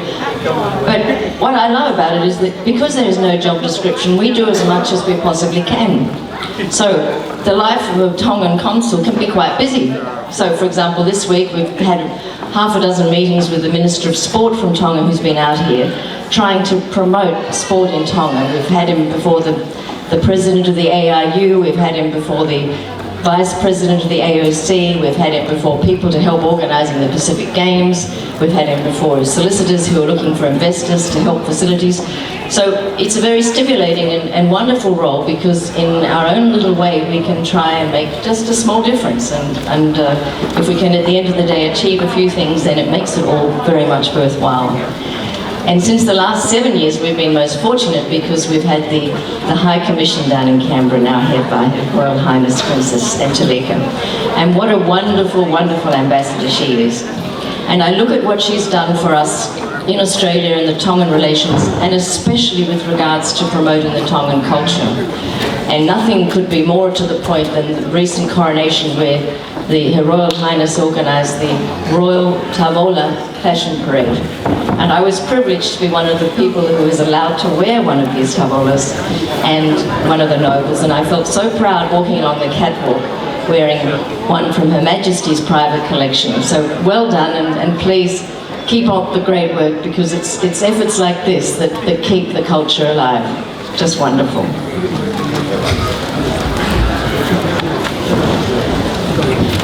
And Princess Royal, what can I say? Your work, your life work is to do everything to help the Tongan people. I've seen it firsthand, and the love that the community has for you. And I think nothing could be said to describe your work more than to say you are the princess of the people. And you, the Holonga people, you really know how to cherish your roots, and you draw strength and confidence to travel through life's journey. And I always say, you can't know where you're going if you don't know where you've been. And I applaud you for today, and I applaud you for keeping the culture alive. And it's this strength that comes through your culture that makes you extra special, and the fact that you don't forget your roots back home. I applaud you. I thank you, Your Royal Highnesses, Lord Tuita. I thank you for all your untiring works for Tonga. Thank you, and Malo Pituru. Thank you, Miss Louise Waterhouse. And of course, there are more Holonga people in Australia than back in Holonga. And Her Royal, they are our investments. And Her Royal Highness Princess Royal is back to withdraw from some of our dividends of those investment accounts. And on behalf of Her Royal Highness, their Royal Highnesses Princess Bilolemo and Princess Latufui-Peka, I wasn't aware that you don't have a job description. May I add a first item on your job description? Please make every Holonga overstayer here legal. And I will follow up the accomplishment of the job description in 12 months' time. Thank you. Thank you. Maumai ay whangamapunao atu. O yawe, kei kai ke toi ai homo kau o wa ke nofu. Te lea ai konsela, malangilangi. Whangamapunao atu. Te ano overstayers in New Zealand. I'd like to invite, next one, Royal Highnesses, I'd like to invite a kidney specialist, because you are aware that so many people have diabetes in your community, and I would like to invite the kidney specialist who will offer free clinic for those with diabetes.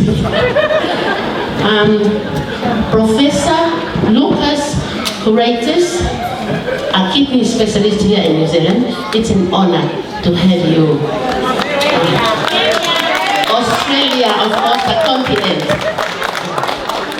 Here is a specialist, a kidney specialist.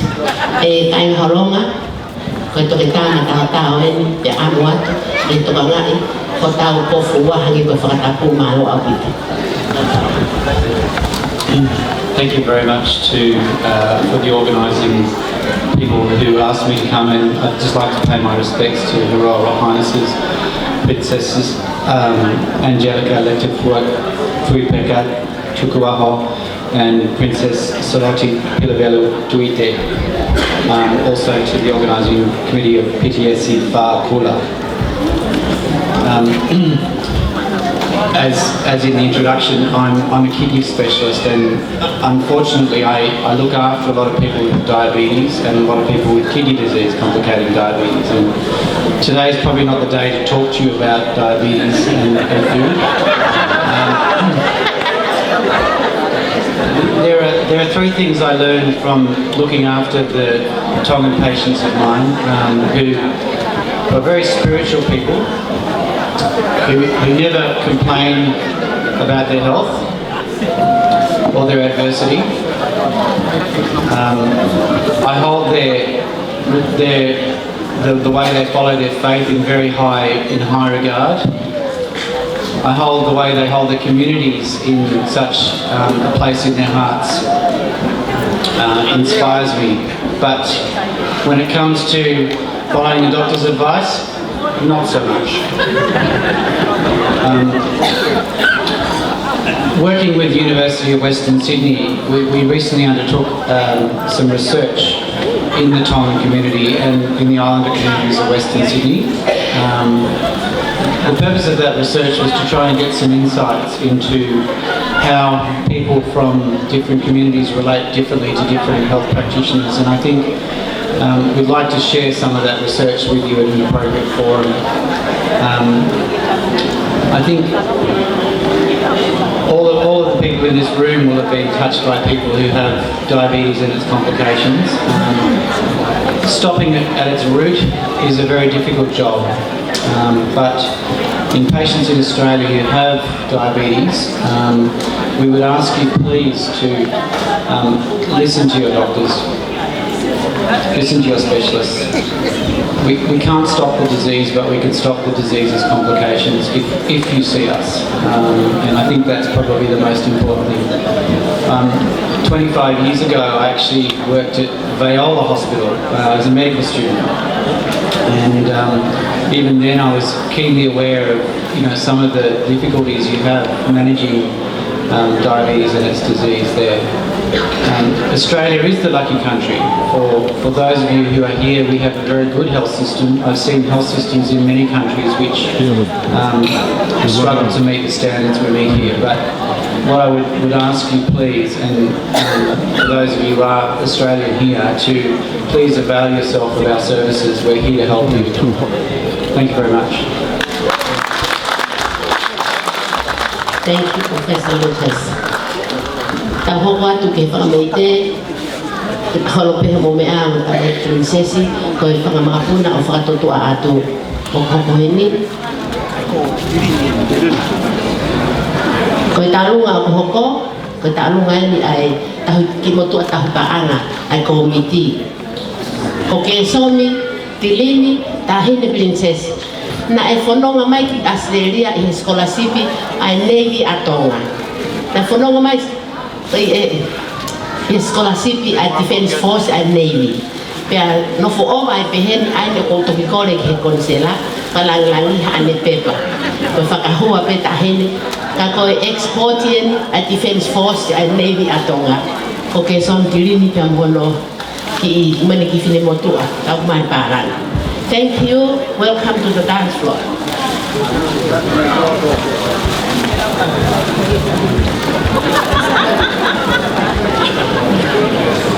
Ho motu atahi paanga ni ki komiti. Ke somi ko ofisa tutu ko tau tahi atoa.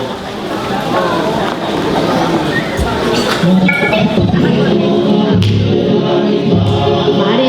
Mari.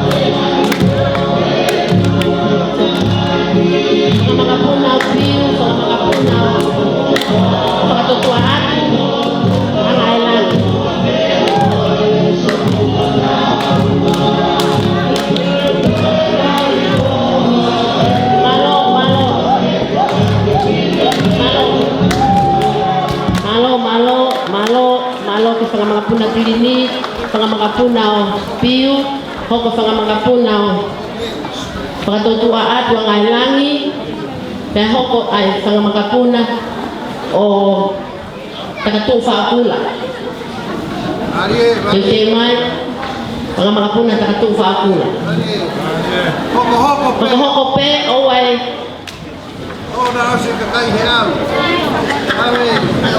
malo, ilo may langi.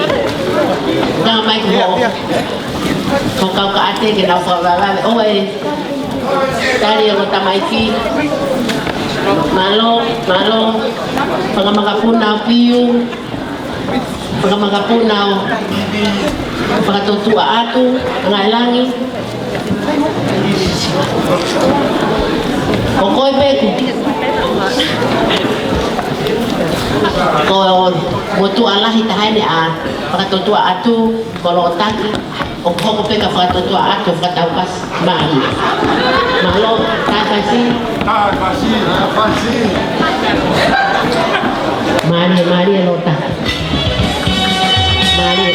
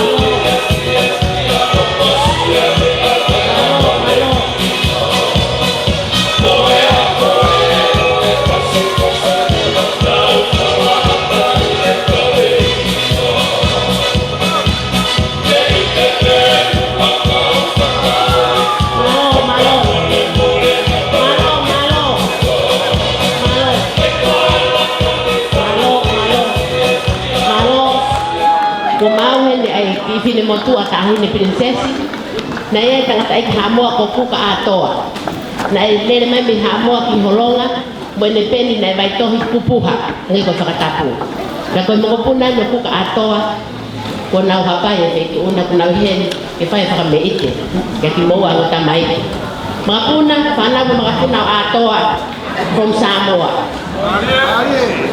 ko honorary citizen ni aholonga baba malo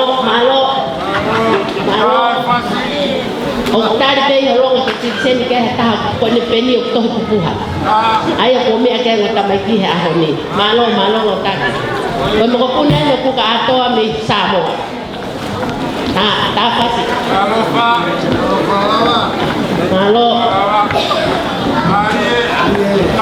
malo bakta tele lava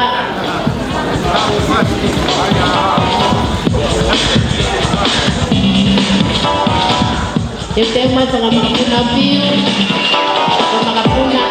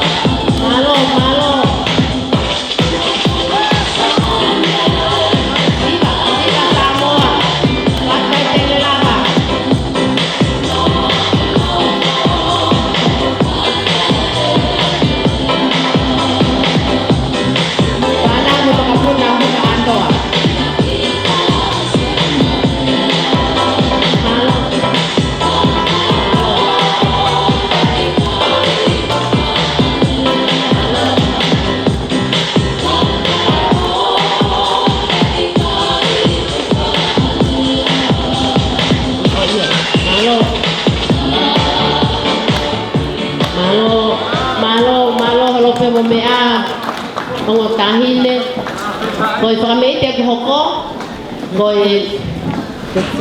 makapunai o piu pe ko whanau ia ko whanki makapunai o halonga icon ko i kabuka pas kiai ko whanau ia makapuna ai kabuka halonga kiai Tue ko whanau magapuna o piu ya mo i kabuka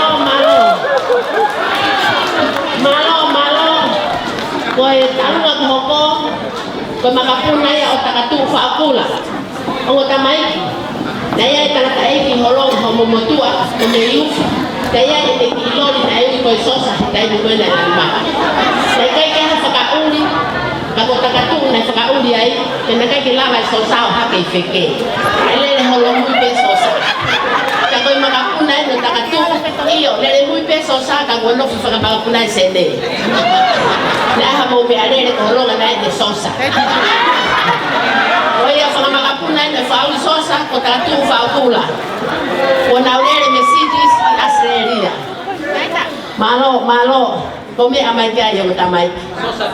Kota katu le KPN. Kako ni fa mi le matu. Le matu kia. Mari katu.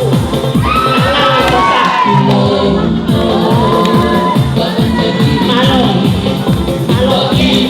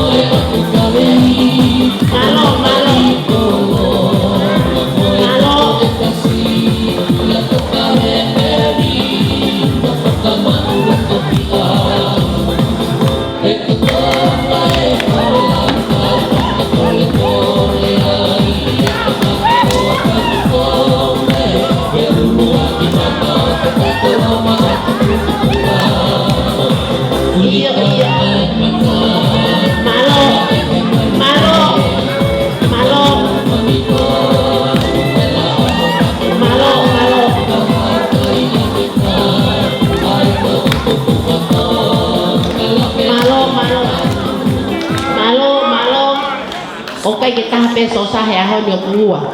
Ko hoka te ni fangahako ko na lele 4 wheel ai aceleria. Ngalo ai sosa na lele lo muy fekei. Malo. Ta okutolo sosa la no mata aho ni. Maria ta tu fa kula. Maria. If only you know your great grandfather couldn't drive the little thing in Holonga. And we called it a Sosa because we didn't know the proper name for the vehicle. Malo.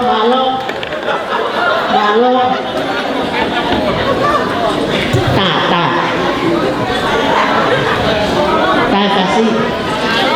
Fasi.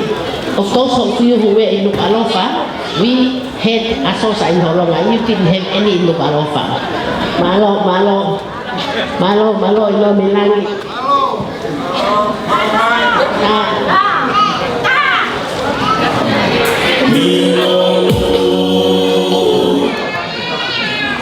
Mari. Kaya kung takatupen ay ini full salary dan itu kan ngai oi mere asia na komisia te kuten pel di Holonga. Analah yang mo de mere ni hendo malo. Tu mo kata mo to na mo pa ka ase do mere na ta to.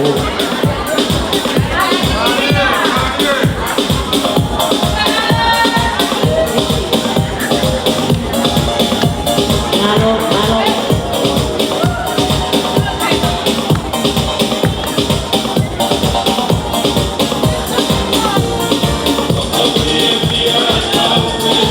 Maria.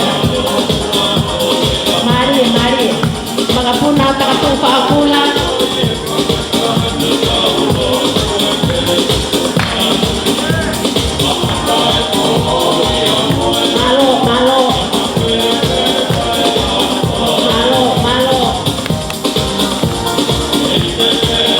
Malo ito ni popo.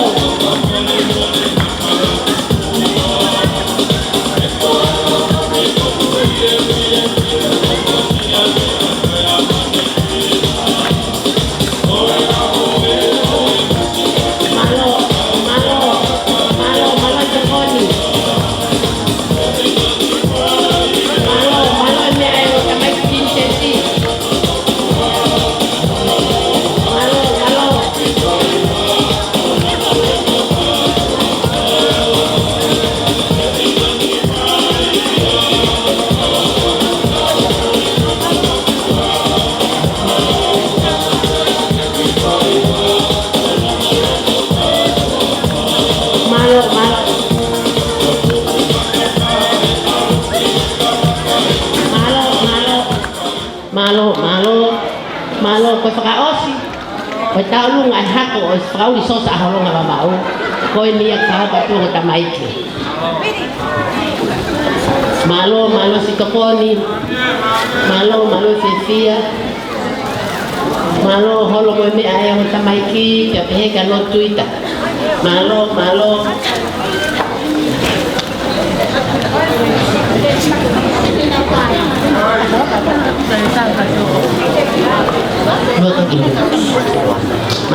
Malo karena kita paangan ke mau nama ko security camera malo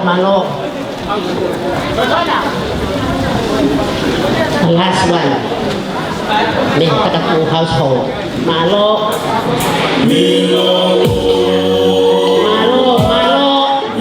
keme ite na princess Angelica lato ko ipeka mataho na kuha ko kanto ko aho.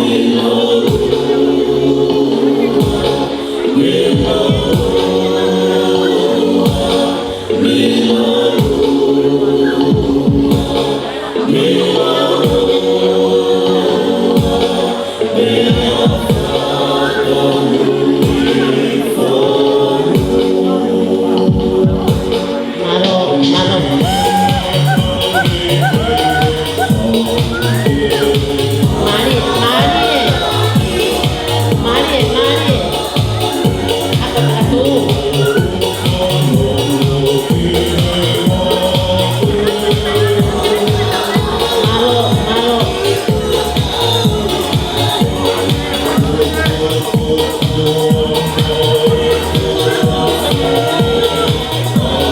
Te mai family tau malolo. Makapuna tau malolo komoto le hoko heni. Malo.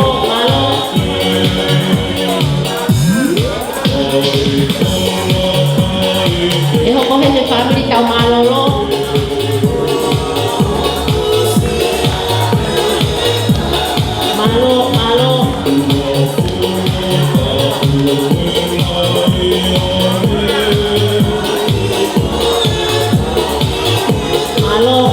Kalau oce family ta malolo imo ko mai makapuna peki.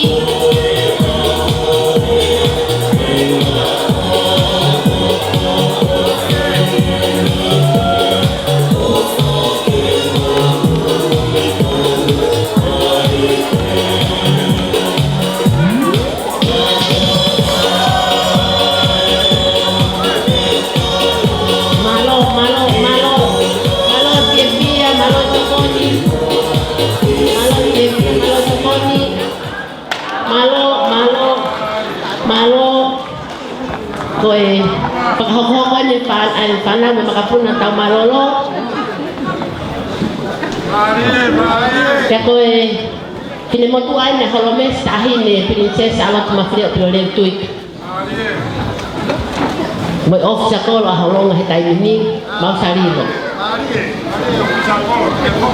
Koe nau kui koe lahi tahaya kana tau malolo bye bye.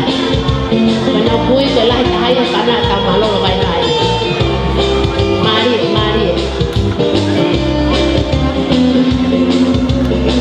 Marie. Koe fine motua taunga koe fine motua e toke fine holomes. Kahingoa e ke. Fine motua lah kita hea tau malolo komerika nane tori mai koe kori toto ap he feitu una. Malo. Mali Amerika.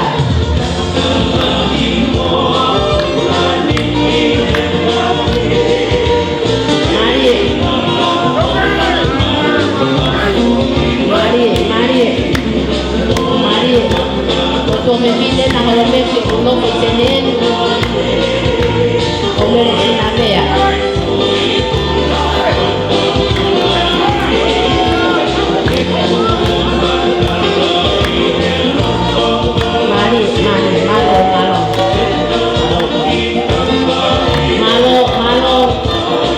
Malo.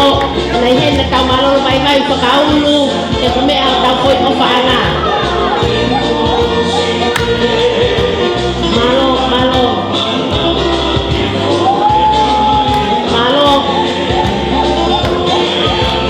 Ayan ko paana when lahi ka. Paana o tao malo lumay-bay.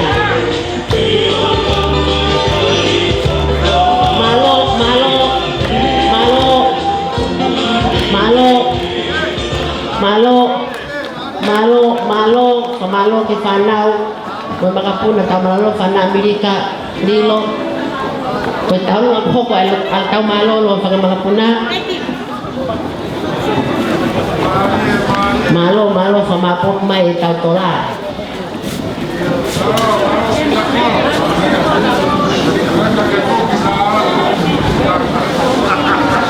naya motu atau malo vai ko Simeon di tau malo ko ni fanawin mo makapuna na ko ko hindi panaw mo makapuna Simeon di tau malo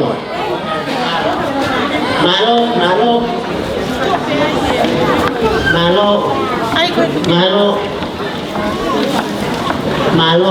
you malo kalau pe umumia kasih malakunain Simeon di tau malo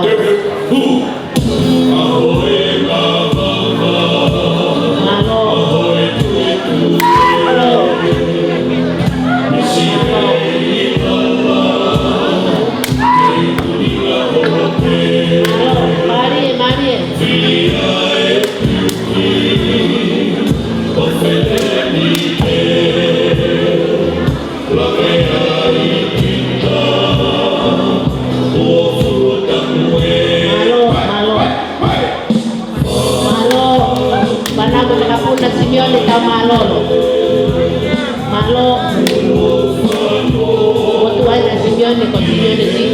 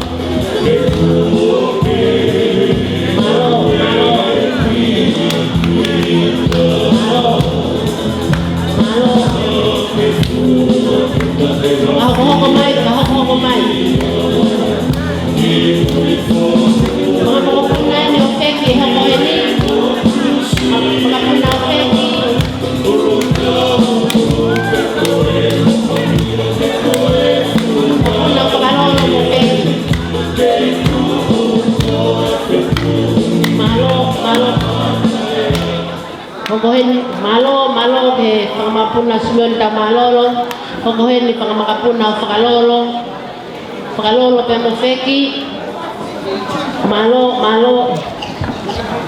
makapuna o fakalolo pe mofeki malo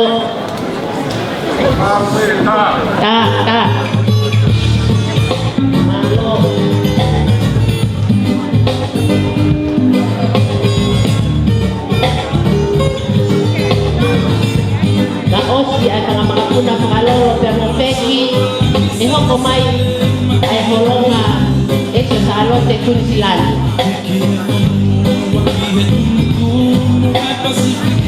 Tete mai ay hako makapuna ole makahau ya ipana wa Oscar kami manu ay polo mika akawola na ati na hoko mai heli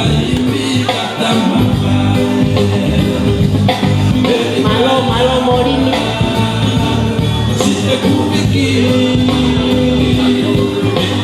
makapuna ndio kalolo pe mofeki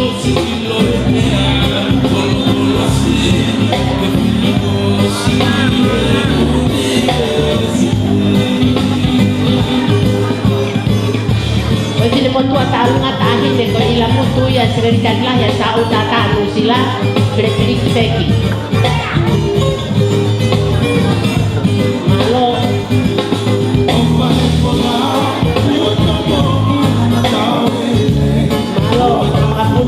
kalau lo kasih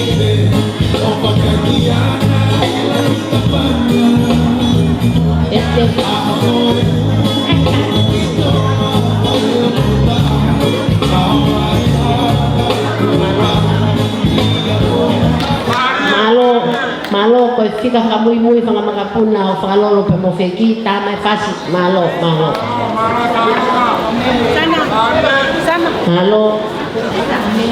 talunga amele tui feki tima peke frailunga malo mere malo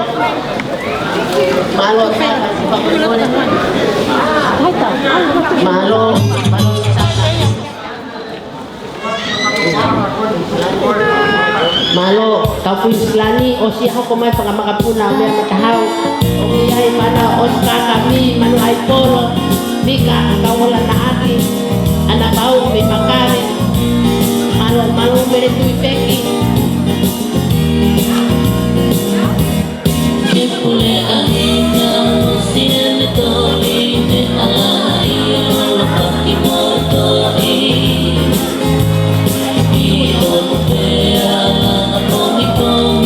Teu mai kon silani ke mo ko hen. Sia te lo loma ko sia te a ko ka ko so ya ko.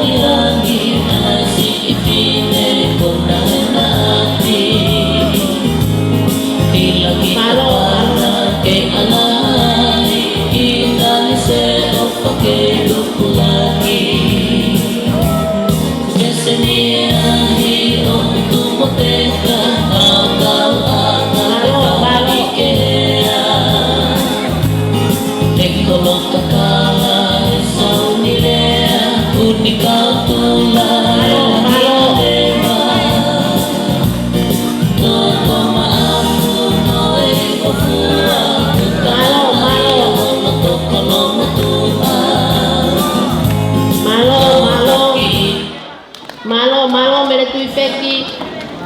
tuku aho kupu mo Sofia kupu mo timi kunsilani paski mai ka malo tamai.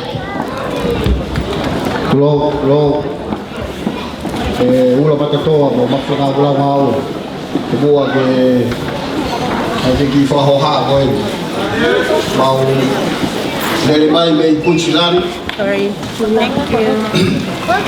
Kamoy matua holong ako in koy fifa ilo nga ako mau holong ya koy filipotua tawolunga koy filipotua tafua fia ada hindi prinsesi sarote mafine okure Halo saya tuku ako. koy filipotua ko na kude takimai filipotua tawolunga koy filipotua ia koy okupuna ko tevita uhila koy fae ia atau tai kefu mau lawa waki ia ho Malo. koy talunga koy di koy ki komiti ada ki tanah ki hakete ka kolonga koy sia de lolo pa mo sabi warwafe koy ai komiti o talunga malo Malo saya tuku ako. Ta fácil. Malo kunsilani. Malo oka final tupia. Eka tangata opana de oyo sosa yoloma. Koi online na sosa holonga ko oka final tupia. Malo kunsilani. Hey la la tanta ila tatalasi koe malata lo pantani kulisila pasinati Malo kunsilani. Hey pute takia tutamani Marina hota helangita pitona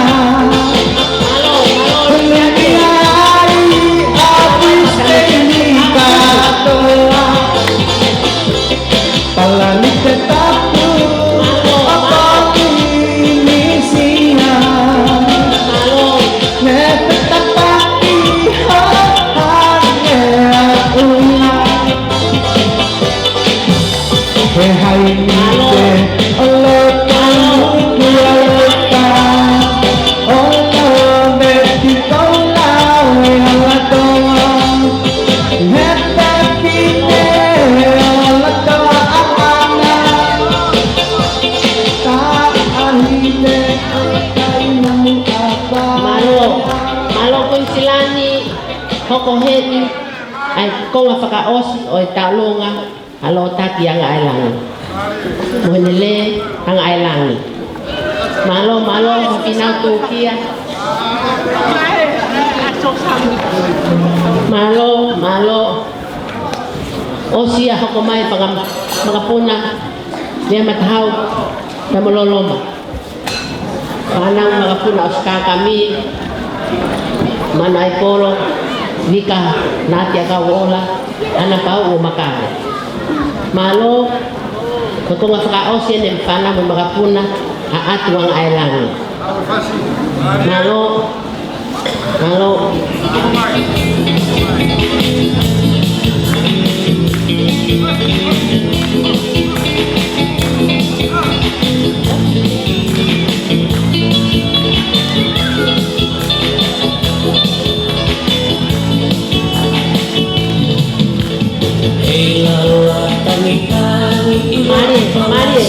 tak. Oe e malata o pangtangi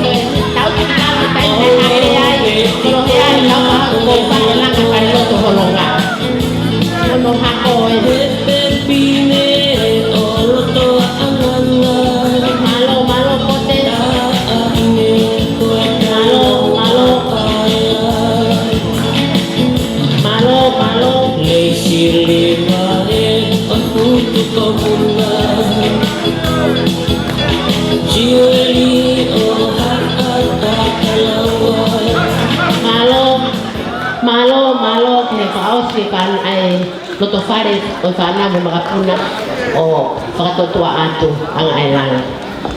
Malo. Ko hakoen ko talunga ko hoko talunga ia ai whanau makapuna tang tai ko mea matahawa utui ne whanau toko wha lahi tahako anak kami ia no fuha ko ni motua ko ska kami mo man kami pe amor ni motua ko elisiva daya no fuha ko mano ai polo pena tahin na to tahbe ai motua na to ngani ko tang tai ko loloma ko lo lalo me ne afi holonga ho tah min te wano ko lo lalo aloloma te mit pe tahanima ko hi na pena ui pe ko mi di mo ki a holonga te ko hinga na fosi holoki po hange ko fakatapu pero es algo doloroso. O sea, tú te vas a pagar en Malapote ni para talunga. Ay, pana, pues hago, pues caca mismo, mano al polo, digan hacia caola, manden cajo, camino. María, María, María. Malo, malo, Riciade.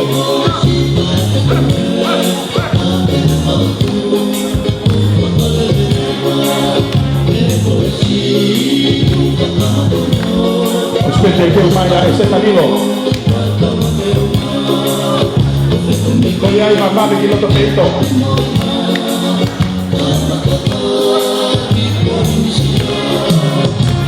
La gente che fa chi ha poi no peito e alzeria, quel peito a peito una excelle.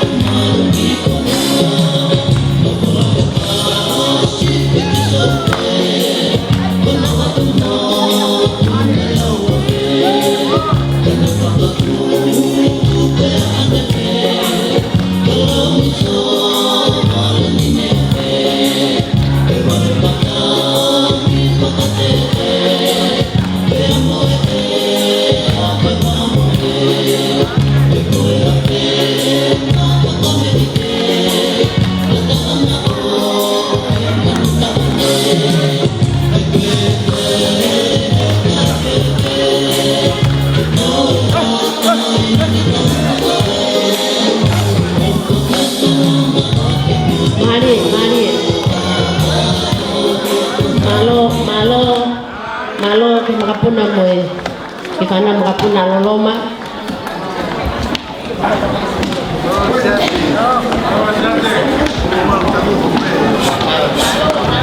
ko makapuna ese talilo kokoheni makapuna ese talilo kokoheni pakahiria ko fana mo makapuna o viri pakatotua atu ang ailana malo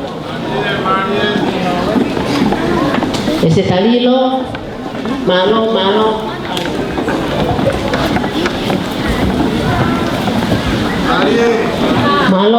ta kasi malo kalau pemo ilo tambaiki prinsesi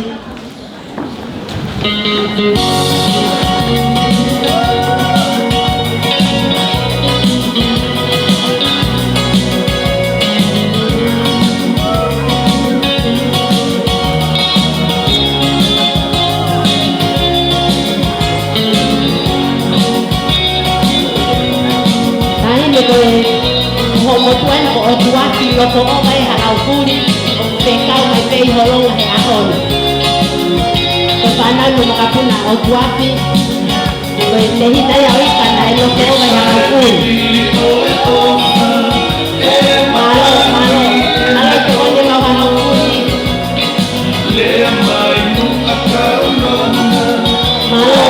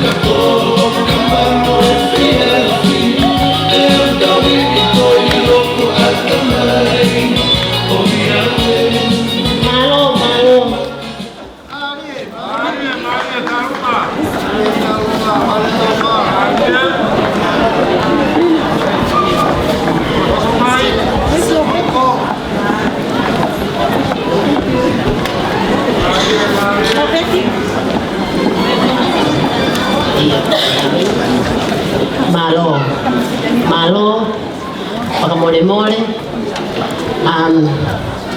koe ki oku iai ai kore ma kehe heni ki tau hoko ki he CEO o e Injury Care, the CEO of JB Healthcare, for Dr. Isas Khan, for Dr. Jimmy Bui. Welcome to these two CEOs. Thank you and apologies for the delay in the celebrations. Thank you. Please welcome CEO Dr. Isas Khan and Dr. Jimmy Bui. Thank you. Your Royal Highness, Princess Salote Tuita, Your Royal Highness, Princess Angelica, Honorary Consul General, Louise Waterhouse, Ms. Putesi Fa'okula and the Organising Committee, honourable guests. Malo e Lomali. Thank you for the opportunity to speak before you. In the words of the famous and late Franklin D. Roosevelt, we cannot always build the future for our youth, but we can build our youth for the future. Bearing in mind today's message, Together as One, this is the only achievable thought that we can have as a partnership with our youth. The ongoing successful progression of human society as a single organism relies upon teaching our youth the values of peace and cooperation with good underlying health as the silent keystone. The new challenge to health today is to deliver equitable health to all people. Yes, I have used a legal term to describe an emerging global health crisis. The World Health Organization definition of health is that health is a state of complete physical, mental, and social well-being, and not merely the absence of disease or infirmity. This is the preamble to the Constitution of the World Health Organization, and this has been entered into force in 1948. I would like you all to reflect for a moment on this definition that stipulates that health is a state. It is a state of complete physical, mental, and social well-being. Ladies and gentlemen, honourable princesses, I challenge any one of you to prove that they are sitting here today in the World Health Organization's definitional state of being in complete physical, mental, and social well-being. And we, ladies and gentlemen, are here in Australia, the lucky country, with excellent access to healthcare. It is with this challenge to access that is faced by the youth of the Kingdom of Tonga that one day I was contacted by a member of your community to assist youth members of local football clubs with injury prevention advice. I was shocked to learn that the youth were using electrical tape to strap their joints to prevent musculoskeletal injury during games.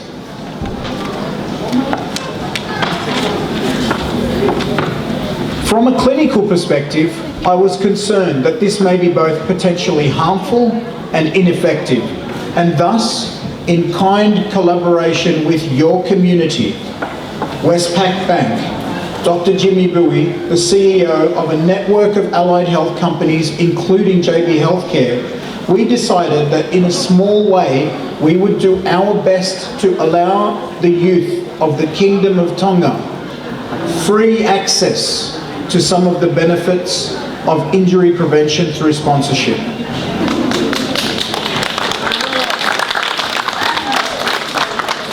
The youth is our future, and supporting them is our duty. For our young participants in today's forum, I was asked to offer some words of encouragement and inspiration. I offer to the youth epithets from the lessons taught to me by my late father, Dr. Khan Sr. Number one, you are never alone. God is always by your side. Number two, care for your health. You can only care for others if you have good health. Number three, focus on your education. It is the key to your freedom. Number four, teach yourself to work hard. It is the only thing that brings success. Number five, challenge systems only after you understand them. And last but not least, help all people. It is your obligation as a human being to assist other human beings. Now, in all this wisdom, as a disclaimer, I ask that you recall the famous words of Oscar Wilde, I am not young enough to know everything. In closing, ladies and gentlemen, today's lessons learnt are that the challenge to equitable health is access. And I humbly call upon the World Health Organization to consider amending its definition of health to state that health is a state where the equitable access to health may lead to a state of complete physical, mental and social well-being. Equitable health outcomes are possible, ladies and gentlemen, when equitable access to healthcare exists. Together as one, we can deliver the world and Tonga with better health solutions. Please consider giving generously to those in need in Holonga. My colleague, Dr. Jimmy Bowie and I are proud to announce today that we are open to providing free injury management advice to all residents of Tonga living in Australia within all of our clinics. You are welcome to contact Liberty Pakalani of Westpac, and she can pass on the details of where we are located, and we will be honoured to assist anyone from the community with free health advice or injury management advice, that being our specialty. We thank you very much for your time and the opportunity to speak to you. Malo Peter.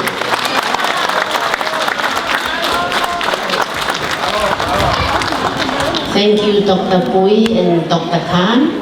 We can never express enough of the importance of your challenge for youth health. At the first official address of His Majesty King Tupou VI at the opening of the Methodist Annual Conference in Tonga, the focus of his royal address was the youth and the development of the youth in Tonga for the development in the future of the kingdom. So thank you, and we do appreciate your generous contribution today. Thank you. Malo ke tokoni koi ko fai he tangata tawang ke mo fatonga I mo ke sivi ki mo tolu na mo suka ko free health check-in ko offer mai aki he mo tangata pa ko tapua ke kai nga mo tamai ki mi foi hea ko passport ko longa baba free health care check malo ko hong ni ko tuwafu tagahiria ya fakahoko mai ku o tamai ki ko mai lam tôi pe ma loi wa ka tai tau ma on lo ya tau malo la pe mo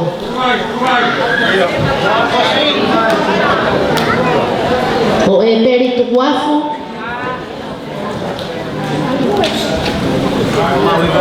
e peri tuwafu tagahiria ta hoko mai a peniahi lau ngau e pola. e peri tu aku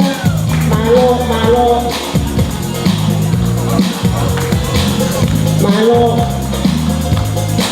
mahiri e peri tu aku hoko mai penyahi lau pola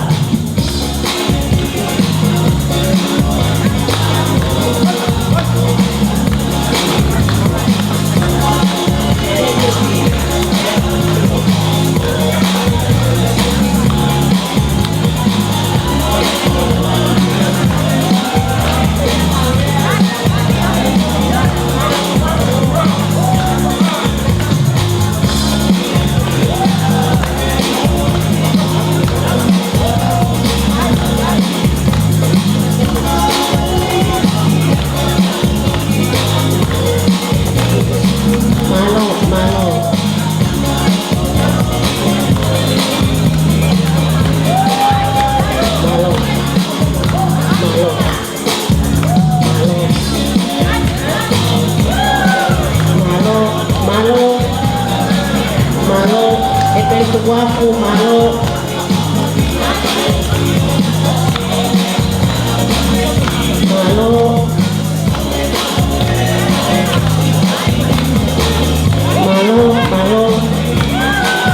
Malo e pelito guapo, malo e pelito guapo. The last opportunity for our guest, we welcome John Nicol, the commercial manager of Fiji Airways. John Nicol, and we are all ready for the 50% discount flight, Sydney Tonga. John Nicol, the general manager of Fiji Airways. Malo.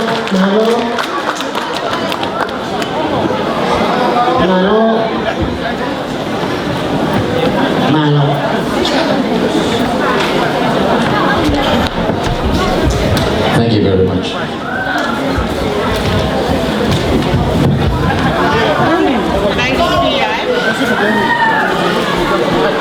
Your Royal Highness, Princess Charlotte Pita, Your Royal Highness Angelica Lotu-Funpeka Tukuaho,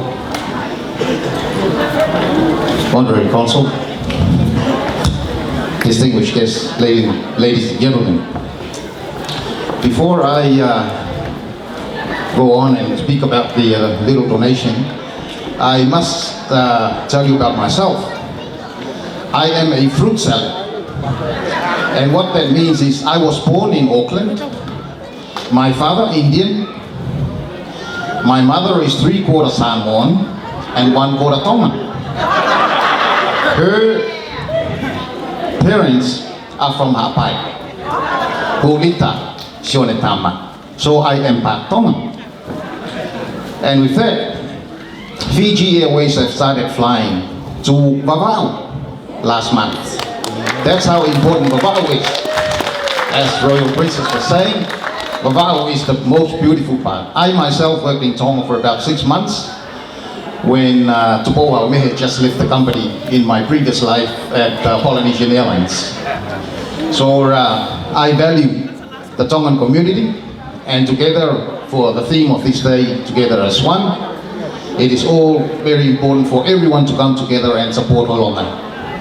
With that, Your Royal Highness, I would like to donate 1 ticket to your good self and the community of Holonga so that you can fundraise in future. The ticket is from Sydney, Nadi, Tonga return. We don't want them to come one way.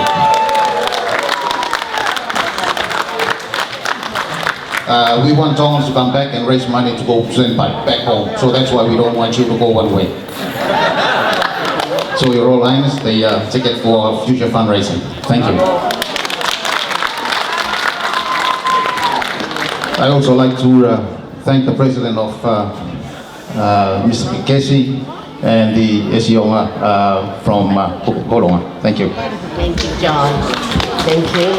Thank you for my ticket. Tahini ko peitong for lau mai. Malo holo pe mo me a. Mo tamai. Wa utaki mai ka fetutak. Me ot frenite o nau si fanongo mai. Ki katoa ngai o fetuna. Malo Holonga kia. Malo Kai fefe hene o tumu ake o tferente. Ko nusila esi o salote. Te koe ki motu pe fokia he kulahe ni sawere nusila katoa. Koe te mau kiri whaka motu pe. Ahe o lakai, tau tai mi e ni ko eso salote ni o kalani. Ko nusila. Sane finau moheloa moala. Ya musika lamu ngaluafe. Lamu si ko kau popo weni mo te ke host ai holonga te 2016 pas ki musila ho kanga file matu mo matu an me musila te ho ta hile te ke host ai holonga te next year malo ai ho la kai kiai wano ta ha no ki musila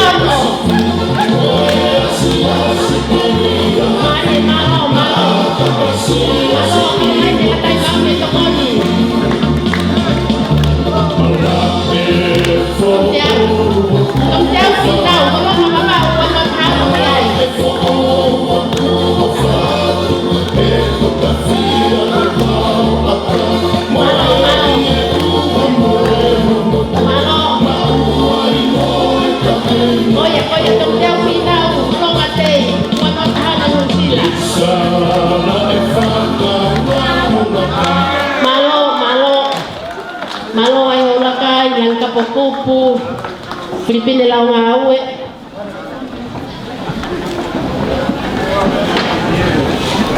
Komas lau ngawe ni Koko Feloa ko te hina o mas lau ngawe ko ni whanawe ni makapuna pia ko fine eki ko ni peniahi pola peniahi lau ngawe pola ko motu atahani i holonga community asilani tak balu fitu ke ofe fine ama flawa vai vai ko fin motu ani ama flawa vai vai pea mo ko feloa ko te hina ama flawa we fana me makapuna ko feloa ta kasi ko tau me ya una rei ko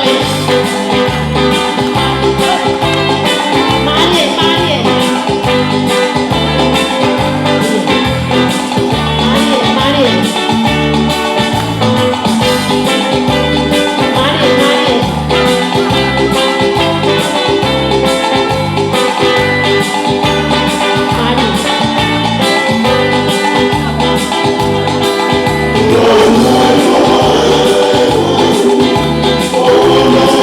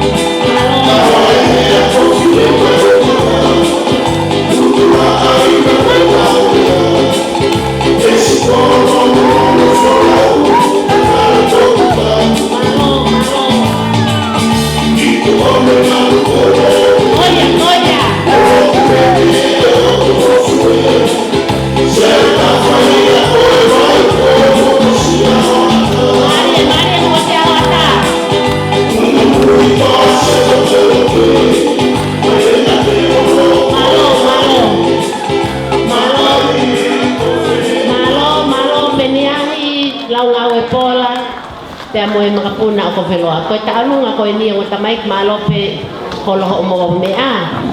Koe makapuna eni, o wiri whare ka ono, koe te hina o maslau ngau e.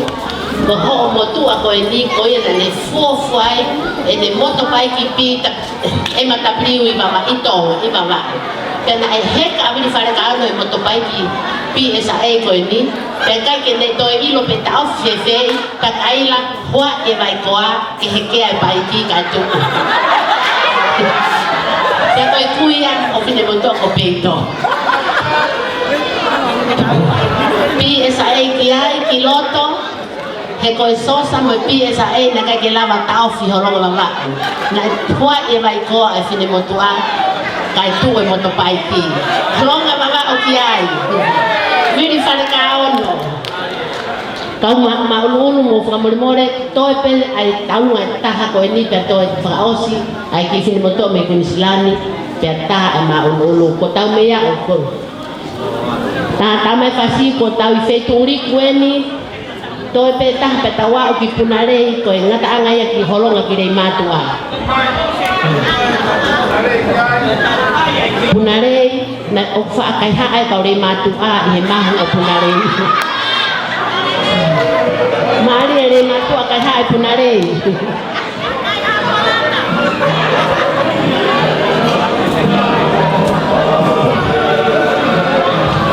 Ai hafasi o kuwa me vava ki ngari koe hako e heka motopaiki. Malo, mo katahe naha paiki ho mo kui ko holonga waha o pena e me paiki. Tau fi vai koa ki ai. Malo.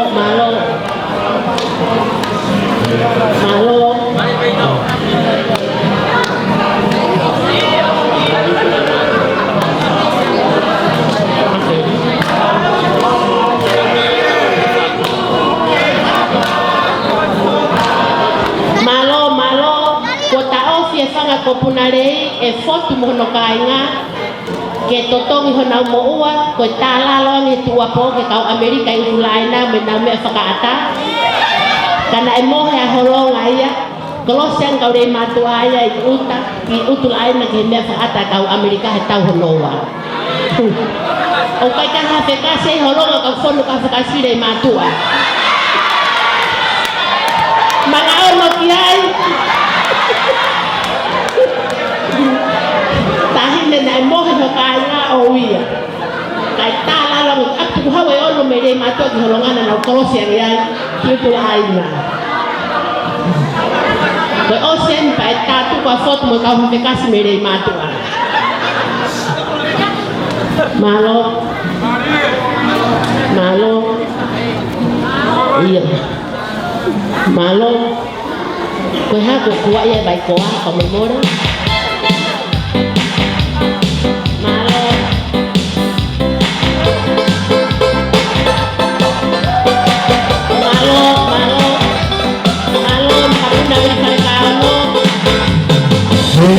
Melatang-tang bila ketelasi Koe meladal pamitani Hakunduk silai Simayaki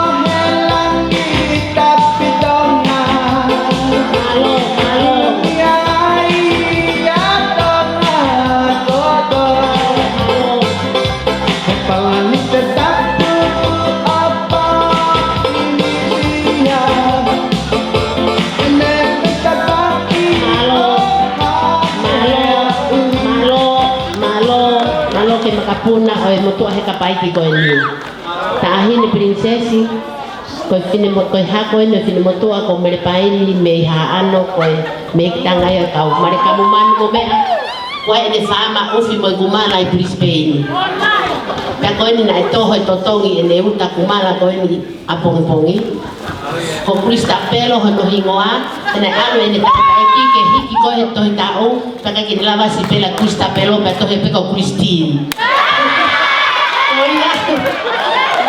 si pela que ai holonga mama tamai ho fasi o Krista pelo kana to he ko Christine to tao ke te lava ni tanga taiki o si pela malo foi makapuna ine motu ai feitu na ngoe ufi mo fa mai kunisilani malo ona seunga malo mo van to pe taha Williami yang alangi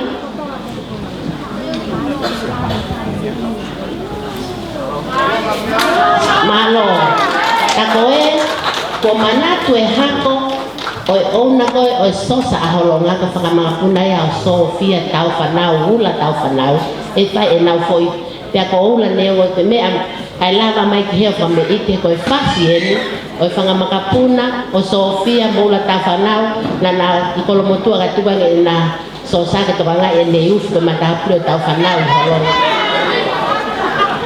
ia tai faso Krista pelo koia pine motua fama kumala moi ufi ni kusilani Krista pelo kiai koia como kuya o mere pai ni me ma ina pa kama o kulani lani ma oia ma lani ma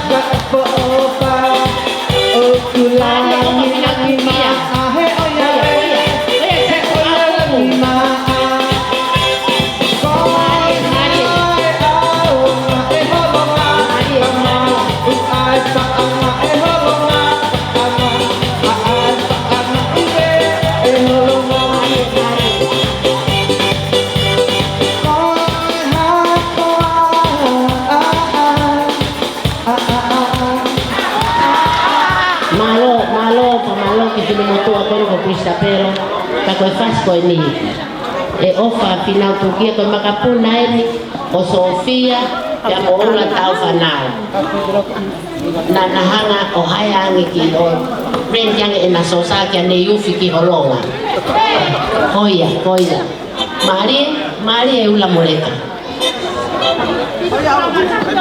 koe whamai moi atu pe tau marolo ka kiri atu hei perno tala tau whatunga matu e whanua tātou mai e ngā ue e kalu tangutu mawhana pe mo tangutu e tau malolo ki o silo i pe au me taha pe au ho whanganga e ka si e ni hek wha e a ofa ke ngau i pe whine e ki unofa i ela e i kuna tau ki wafitu e pe ko mo e si e ni ai a ofa tukia pe mo siswa ko kore atu mo mai ye ke aframedi ke tahi te ko fofonga ira e tau malolo e tau kupo e tahi ne mo maurele ka mitonga fa fea mai ki ho katoanga ke ke ha mea kia ma ke kere si pe e tahi ha mai ta mea ta ima ki fo mea hena go oia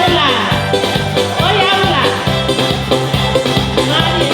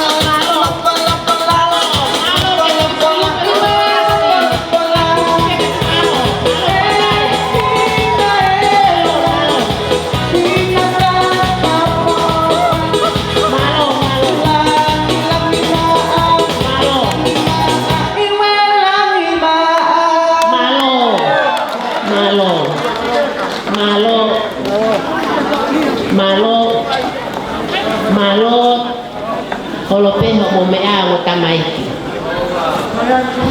Malo toi pe ai foi taulunga e ua pia ta e tau maulu koe taulunga ni ayang o komiti kolonga te wanua tahani Australia Viriami ang ailang Viriami whakatotua atu ang ailang kata osi pe ia pia tau kolosi lewa kia foto pia mo maflau ngau malo tamai fasi o Viriami whakatotua atu ang ailang koyang ia o komiti ai holonga babao i Australia malo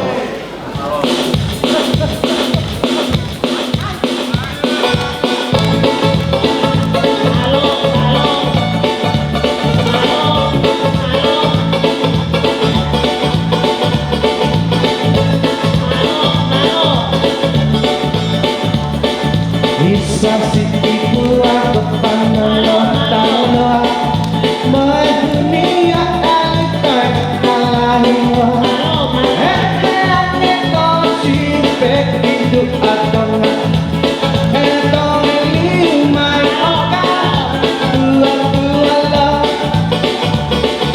kai pengi mepei penglatahan maka tuker moy wai kotina gat duwi hange sido bye bye kita hunga sian ma oe au pi bala toli ai kona e kal salu salu kon mata pile ya malo koi sisi lang kan ya tu ma alu mata oe koi ha la matai ba takala manatu hey la la kai koi pangalap mame shini lo patay ano pe mo mo tabi prinsesa malo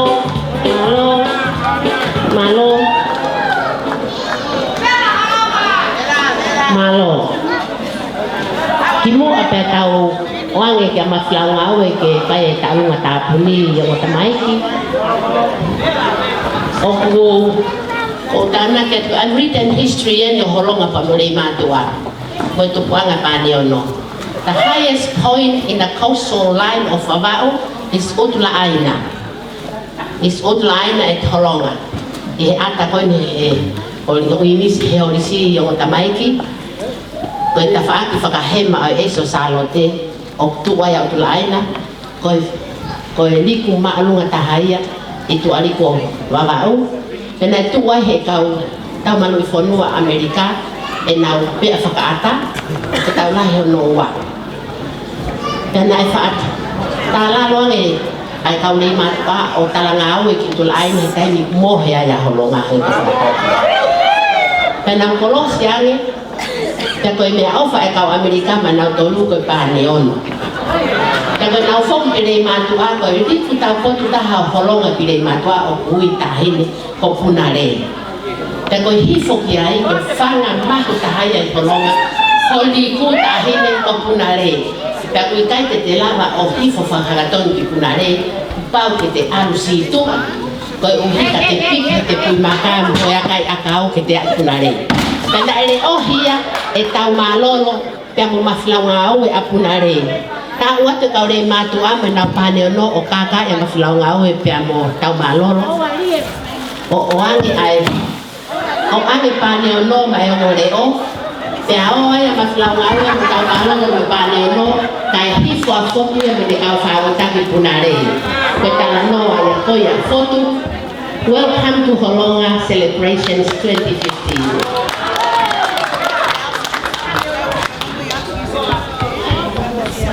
Kau mulai biar iyo babau. Malo. Masalah mau kita mau lah. Tunggu lagi kau hati masalah. Malo. Oke ini aku tak kayak babau lah. Kayak longo aiban. Malo. Pea koe longo ai walu. O ka teu ha whipaki pe ko hatau. Pea ngona a lari whakapakolami matang maari. Pea tari me alo i talau.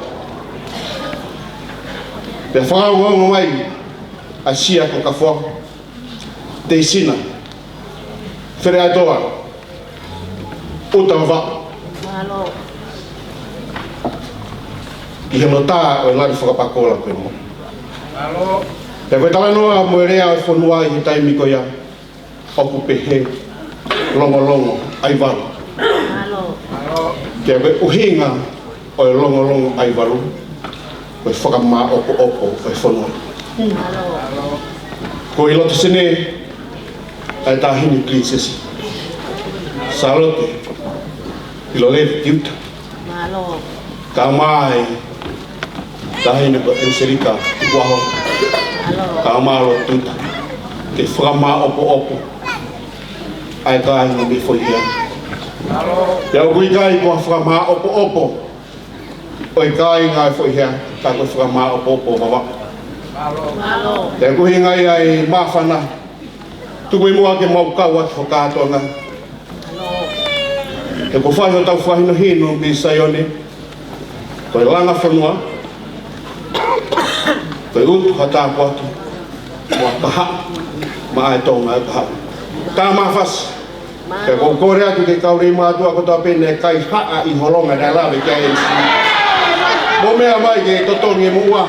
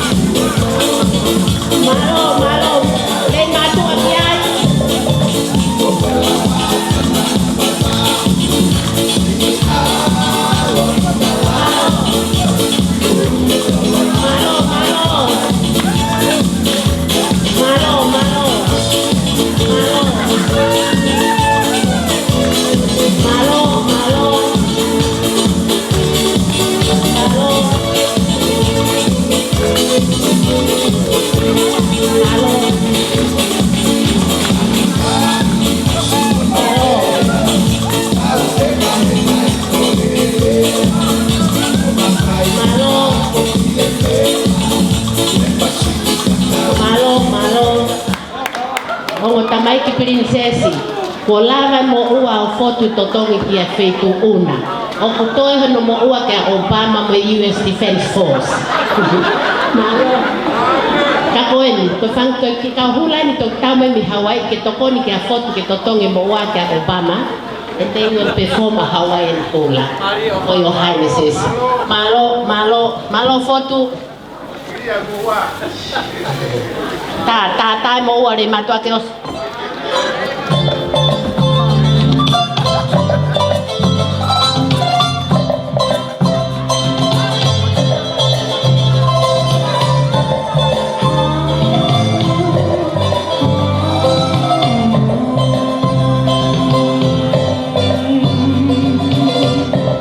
Mari imo kahit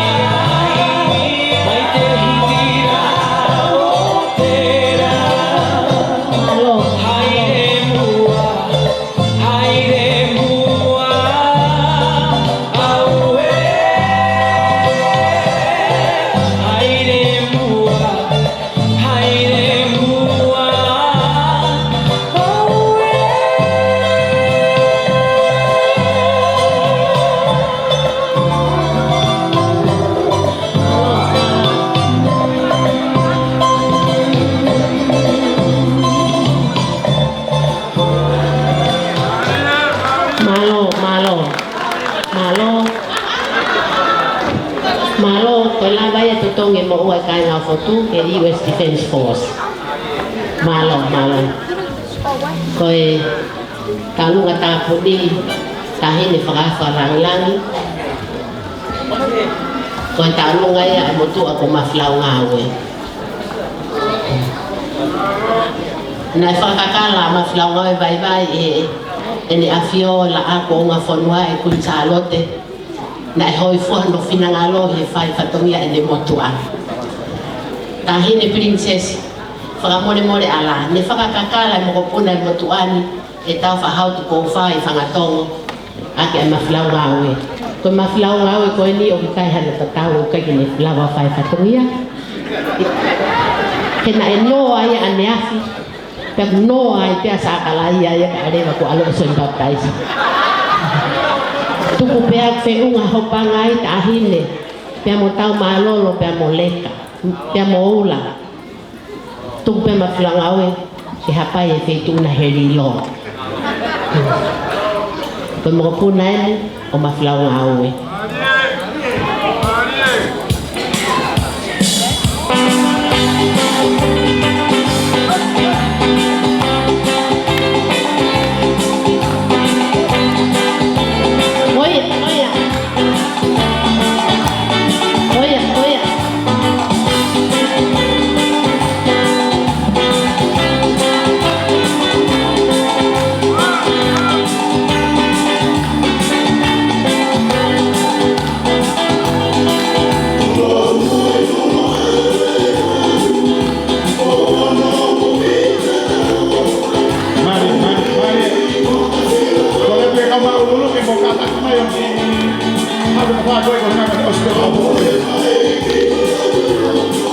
Oh,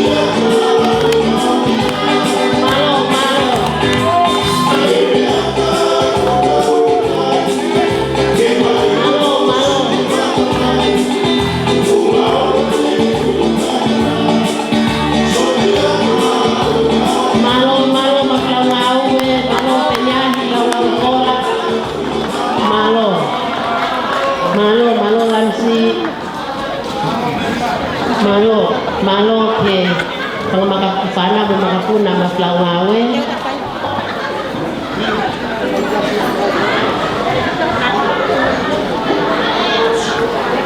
Tahile, aku kemea, na tuku aki tonga, adai mina tai, ai mai mua ai tene ko kun salote, ai whaka ofa no kau whewhine me he wao hea. Ka ke me ange ke wakai, ai ki iwaasi a Australia, e tahine ko princess la tō fui peka. Na o hange koe lau ai motua me hapai. Ta wakai, here comes the monkeys. Whakamore atu. Koe mātu a mo whine mātu ai whetu ona o kunau hapai ai whetu ona ke maolunga tā. I he korope pe mo whapuri o te. Koe maolunu, ka ku lotonga ai te mai ai maolunu ke whai ai. Whakame i te whakaosi. O whakawhe i atu motono he komiti. Ai tahine princesi ke ki pōro koa a holonga o whai ai nā. Ka pōtalanga ke muspela ai pō. Ke nau tala mai, pa o la o mate iai. Nai tai pōro fo ke kōngai au ofa whinau tū kia mo ki nau tolu. Ka ku pōro mawhinau ngawe hewa no tahanima.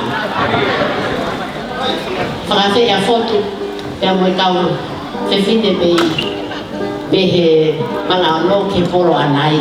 Pe mo montona kai na ofa kotoa, po mo heni, langangi, ai tahine princess mulere, princess avote mafia mulere tuita, ka pehe ki hai komisiona, tonga ki Australia, fui lupe lotu palasi, princess Angelica, latu fui peka mata aho, na pua o kalani tuku aho.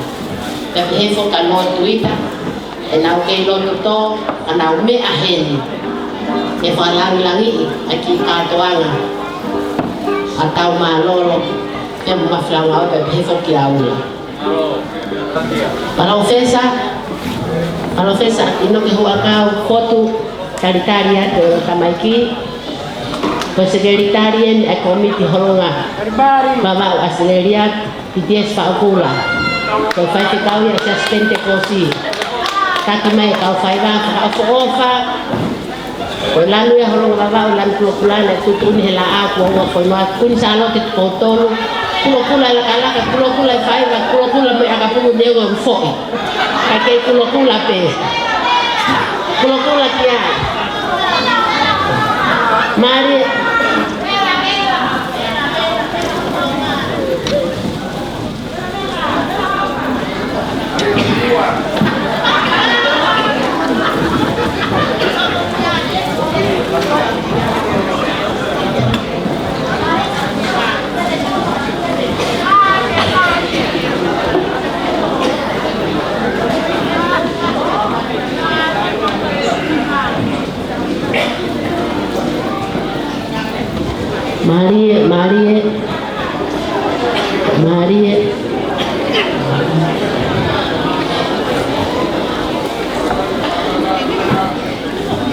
Marie, mo kamay princess, Stefania mo makapunay Loika, Stefania kami ite, tapon niyo ay aham.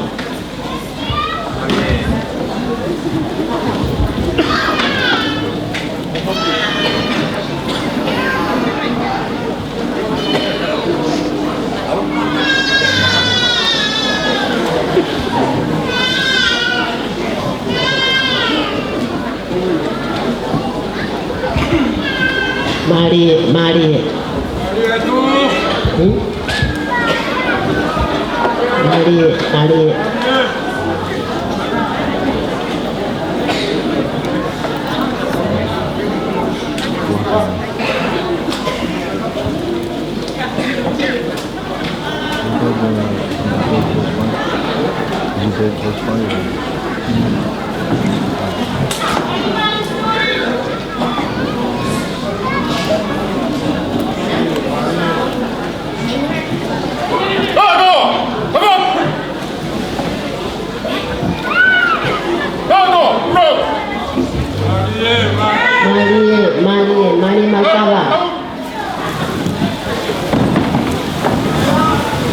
Mari Makara.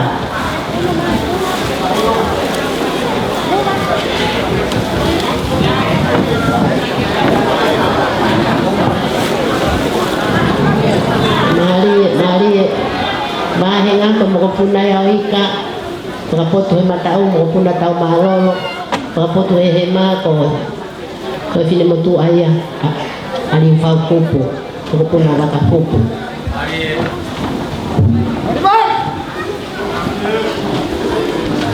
Mari Makara Nervela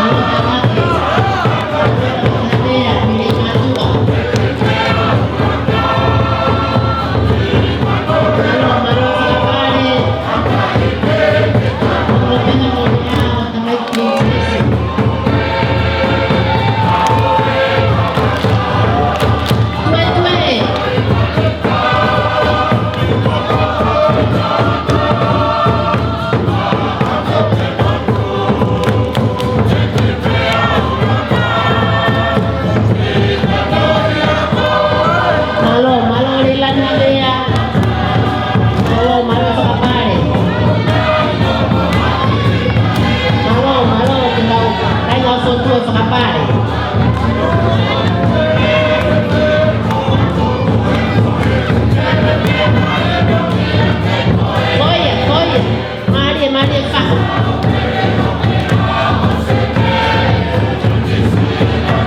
Malo le la.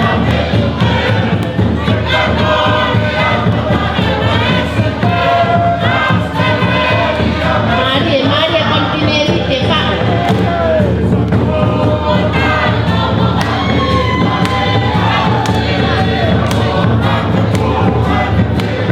Maria.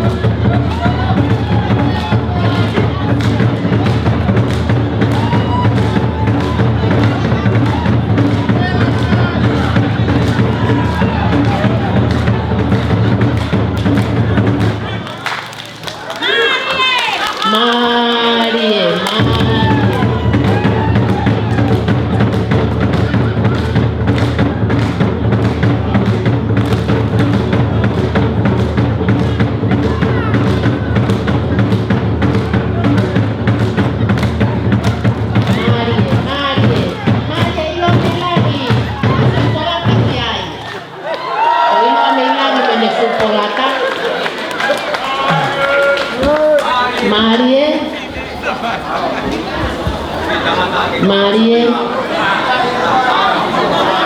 koe identity ia ilo meilang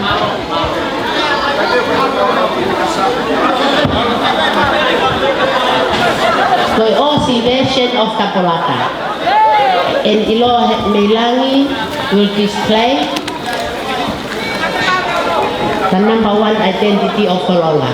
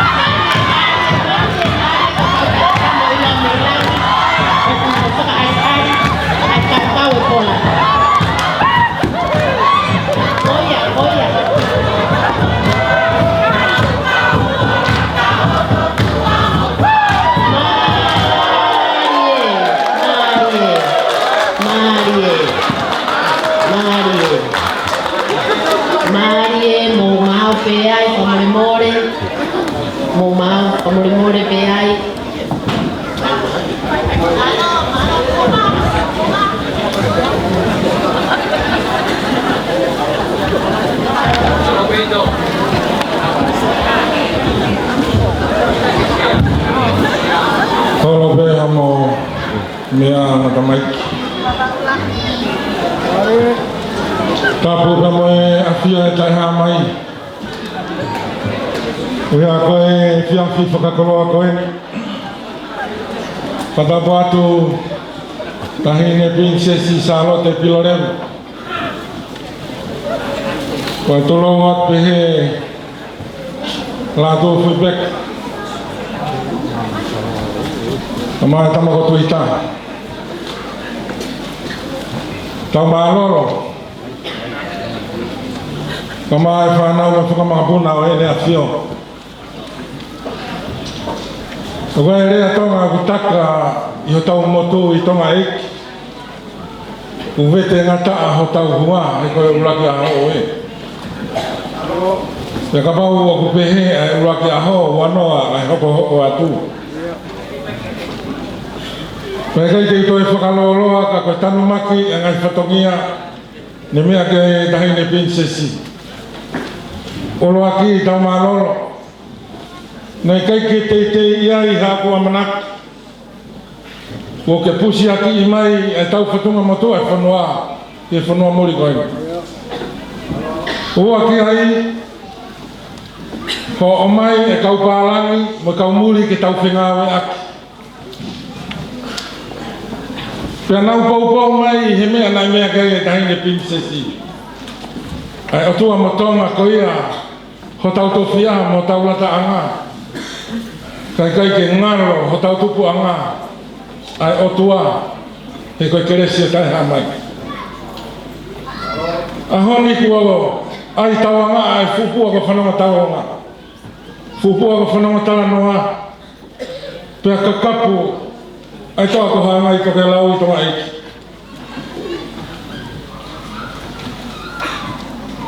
Koe whakahai e ofa mo oni ko whai e amo tama ikini ki hoi hea.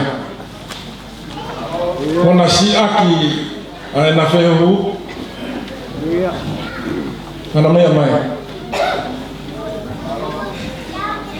O kai rea o taka I o tau whanua ko kātanga pa mohono tutuku.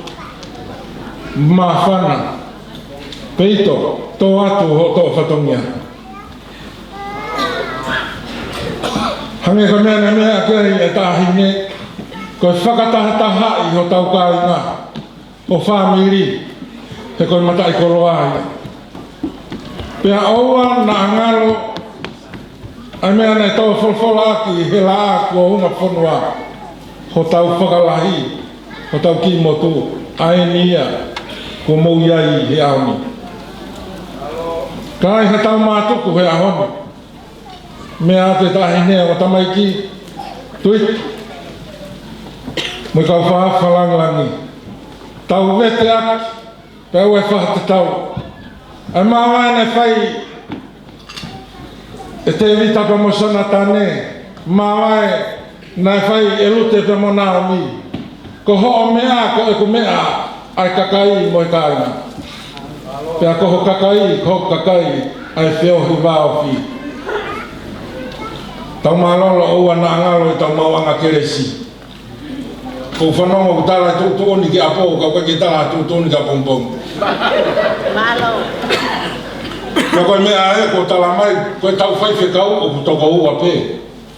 Ai ke tau toi riu mai i tau fo o, ko aluha ko wha. Malo. Pou, pia wana ngata he. Ke mo whanonga pa mo eiki. Tua whaki.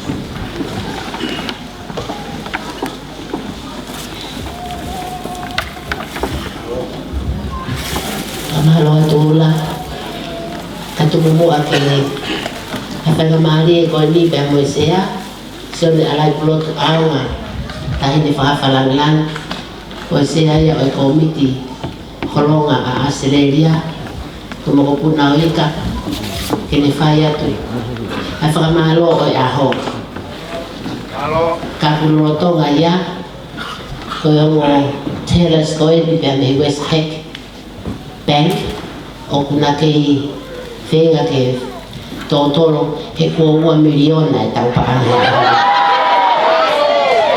Taku la ki ai horonga wawa. Pea koe tala tahine princess o ka la wae ni a ngawe ai o ngawe kalke koe ni tau tari mai ai manager i he Westmead branch o Westpeki. They will be escorted by security guards to the branch.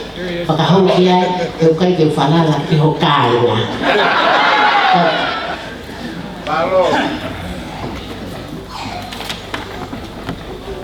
Kua la kai he matai tohi pa ki kei lawa e pehito.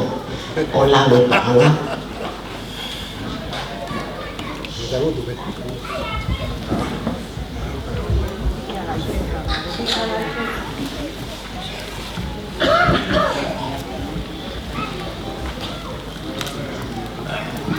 O kore, ke whamalmalo atu e tala kakato e pangai ula ma tato. Pe mangai tala whaitapa toa pēku a whaka. Kaya tāmo ki matu atu ani, tai iloa koe ni. Ke whaponga atu aika.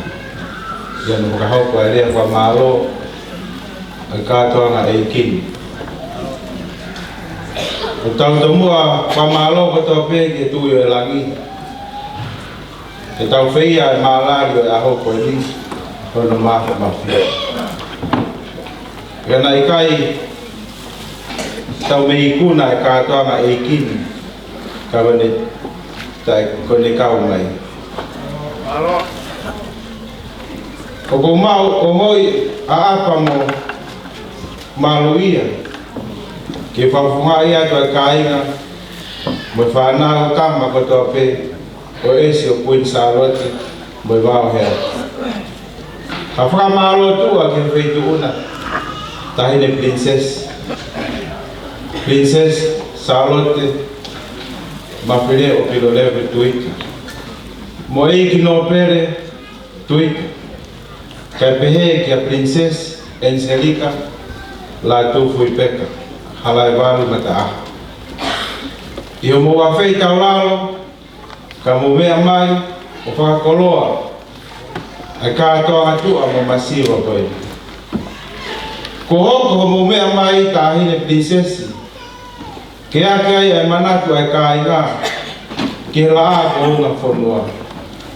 Mo e hala tangata, kai whewhe ai hea ko Queen Charlotte, mo hea ko whine maukawa. Isa a hea ko ino ke whotu, mo vai ko mo sia hoata. Pula matato. Ko vete ngata o tahua. Kai toi fe. E koe wholau na e hua ni riu I hau kautaka. Ai la e koa manangana. Pea toki angina ha, o e toke lau, o mapake ai e uki fo I heani, ne tongi e mani. O lua ia I longolongo fo lau, koe whaianga ia e te lau kau. Moni whau e lau e punake, koe tuoni wawe mo e mamaa, e nai whiri hoi. Pea lalanga hoko koe afo lau lo taha. Tō whai se isa no whainga taa, he kono matuhi, he wikai lau. Pe he tō pēa e maalari, o e aho koe ni. E kai te uwha, tō e whakalau, te lau, te ria nā tōha taha, kai te hia e matu ana. Pe o kou eksia e kātoa, tau whamalo atu ke kāinga eiki ko tō pē, o e tō whia o e ne awhio, mo e kāinga ahi ko tō pē. I he piki hama, kai vai manawa. Mo e piki katea, kai vai me renga, me tau whai. Ko tau ikuna I e eiki, pia ke ona e koloria, mo e langi.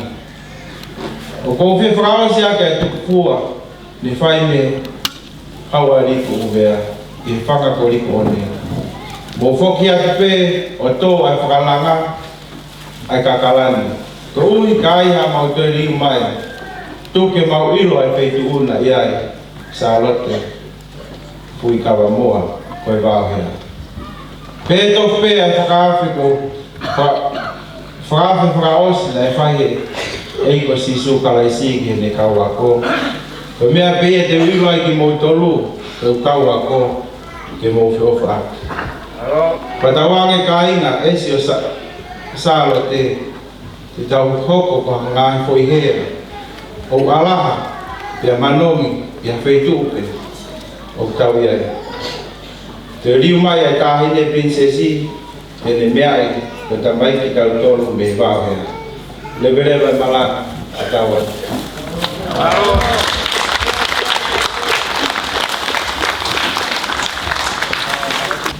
Pufanga whatapu. Ka tā moa ki whakahoko atu e ola. Tau kātoa mai whui hea. I he aha whakakoloa ko ini. Kua o mai e I loa I langi whui. Ai whika ko ini. Ta ki mu a iako whi whakamalo atu ki mō tolu kotoa. Kia ika. Tau mālolo. Tau maa mawhianga awe mo kāinga kotoa. Holonga pēr. Kau ai whoki mo kau. Kai haangou e koina mei rei mātu a. Ngahi kupu whe kau aki kotoa pēr. He kolo wha awha ofa tahe wa watlai. Ai ko holonga. Koe tā. Koe tuku mo ui kua whai he aho nini. Whe unga ia pēr moi. Ono mano, hi wāwhe, ono ngea whāpua.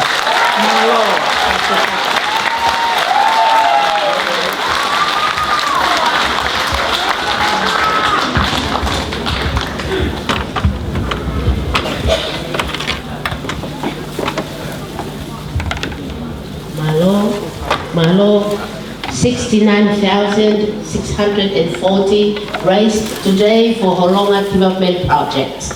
Thank you.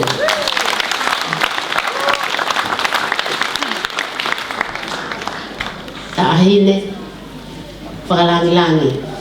Koe kai ke po maulata matolo I funga mo ongani. Koe ha masani ayo tahine prinsesi he aha koe ni. Ka ko wholawhala mai e ki whoki ki lalo pe I to hoko atu no hapai o ha amohe ofo. Pea po ulea whakataha. Moho kāinga me ko hea he aha koe ni. Pea mo sabe a tewi taha mo whawa fumanima. Te uai, aha hua wha. Ke tupu-tupua, pea lau I kuonga. E koe mea peeni tahine, maseni ki ai e fo I hea. Tau kore he fai whekau, o si asistente kosi, fai whekau sione tu awa ma ake.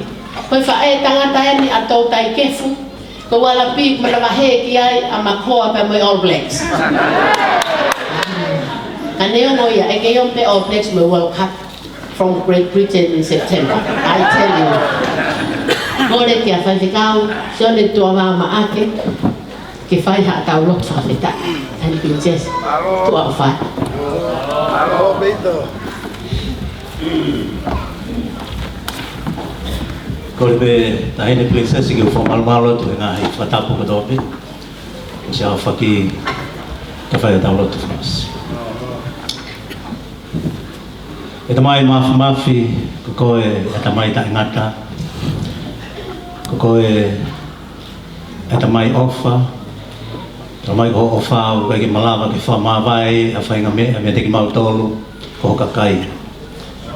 O wau mai ki whasinga o kalama koe ni e aha koe ni mo e whawhetai e te ki mautolu e whaki mo e whaki maaloki whalala na tula o whai me olunga ma wau sia mai ai whasinga koe ni.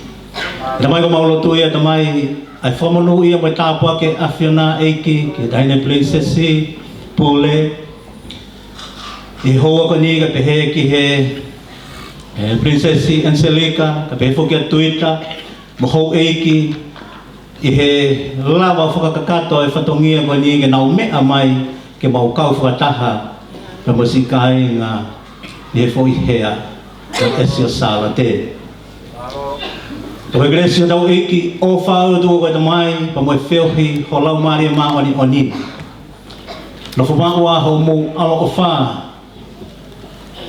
yo princessi ka pege to nga ho eki ha mata pure a o pe ke kai nga ofa ko to pe kau muri o mau kau fa ta heni he ho ko ni ka pege de mau tolu ko kai na nga o fonwa o ia ki mau tolu ho fa ba o na hi ka fai pe lau ko nga pe ta ngata amen amen.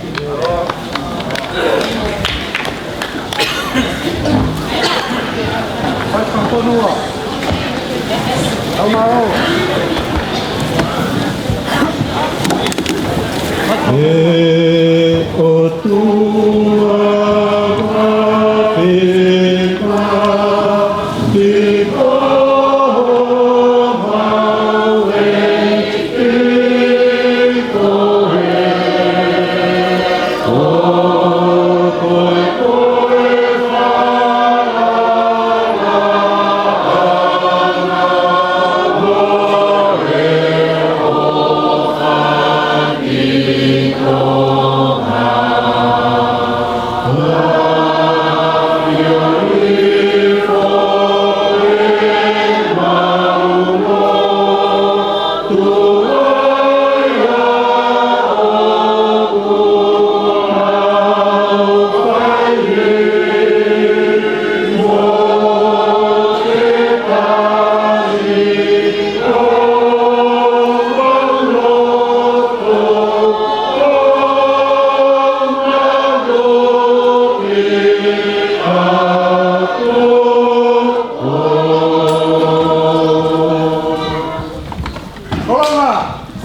Pagapapa ito, lumay dahil na princess nyo rin. Hip hip! LC! Hip hip! LC! Hip hip! Taha malang tu flipera. Hip hip! Taha babi. Hip hip! Koe mo whakahau ko mai he ngo ngawe panke koe ni te na whakakakato he Westpac Bank e tau tseniti ke Fitumano.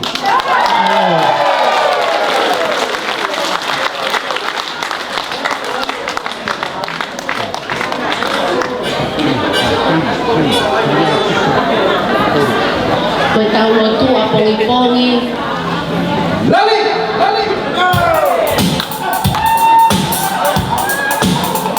Hulele! Halo nga, hulele! Esa salate, hulele! Koya! Ay, Bila ay, sa manita squaho! que tal la ciudad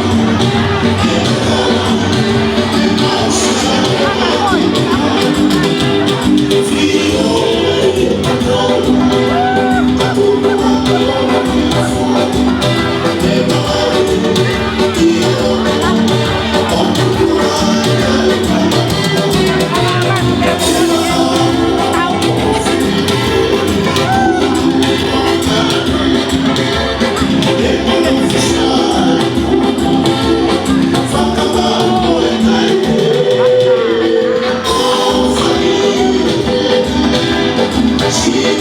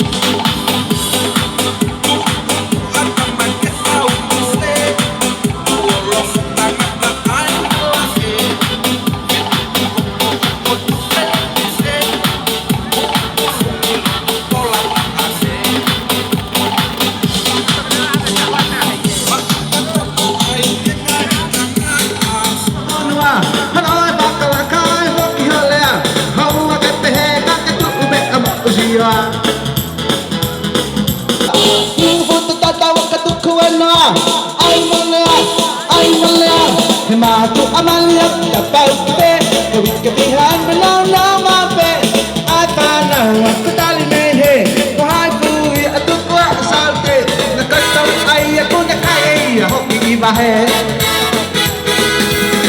Who say su ha ha Who say su ha ha Who say su ha ha Who say su If you wanna get that choke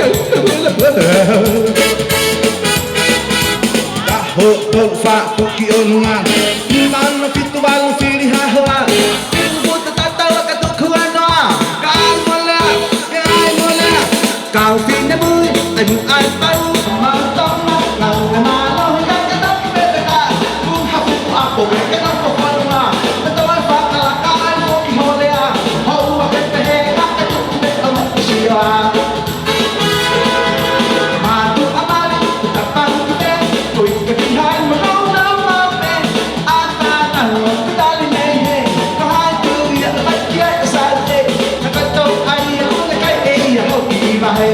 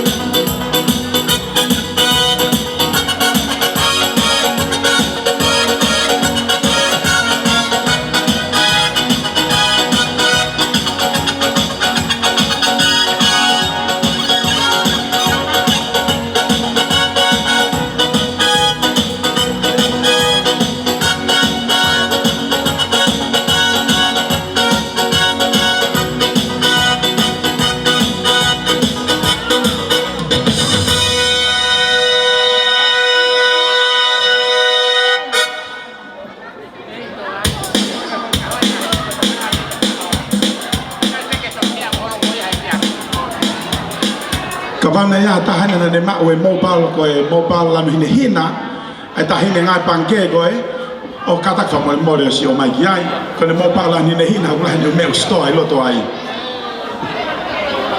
ka pata ke lava mai ki mobile ki ai e tene te ape male ne me offer ka koe ko nga fu mau inga vita ki mobile ko nga kwa u me mau inga ku ne store ne telefoni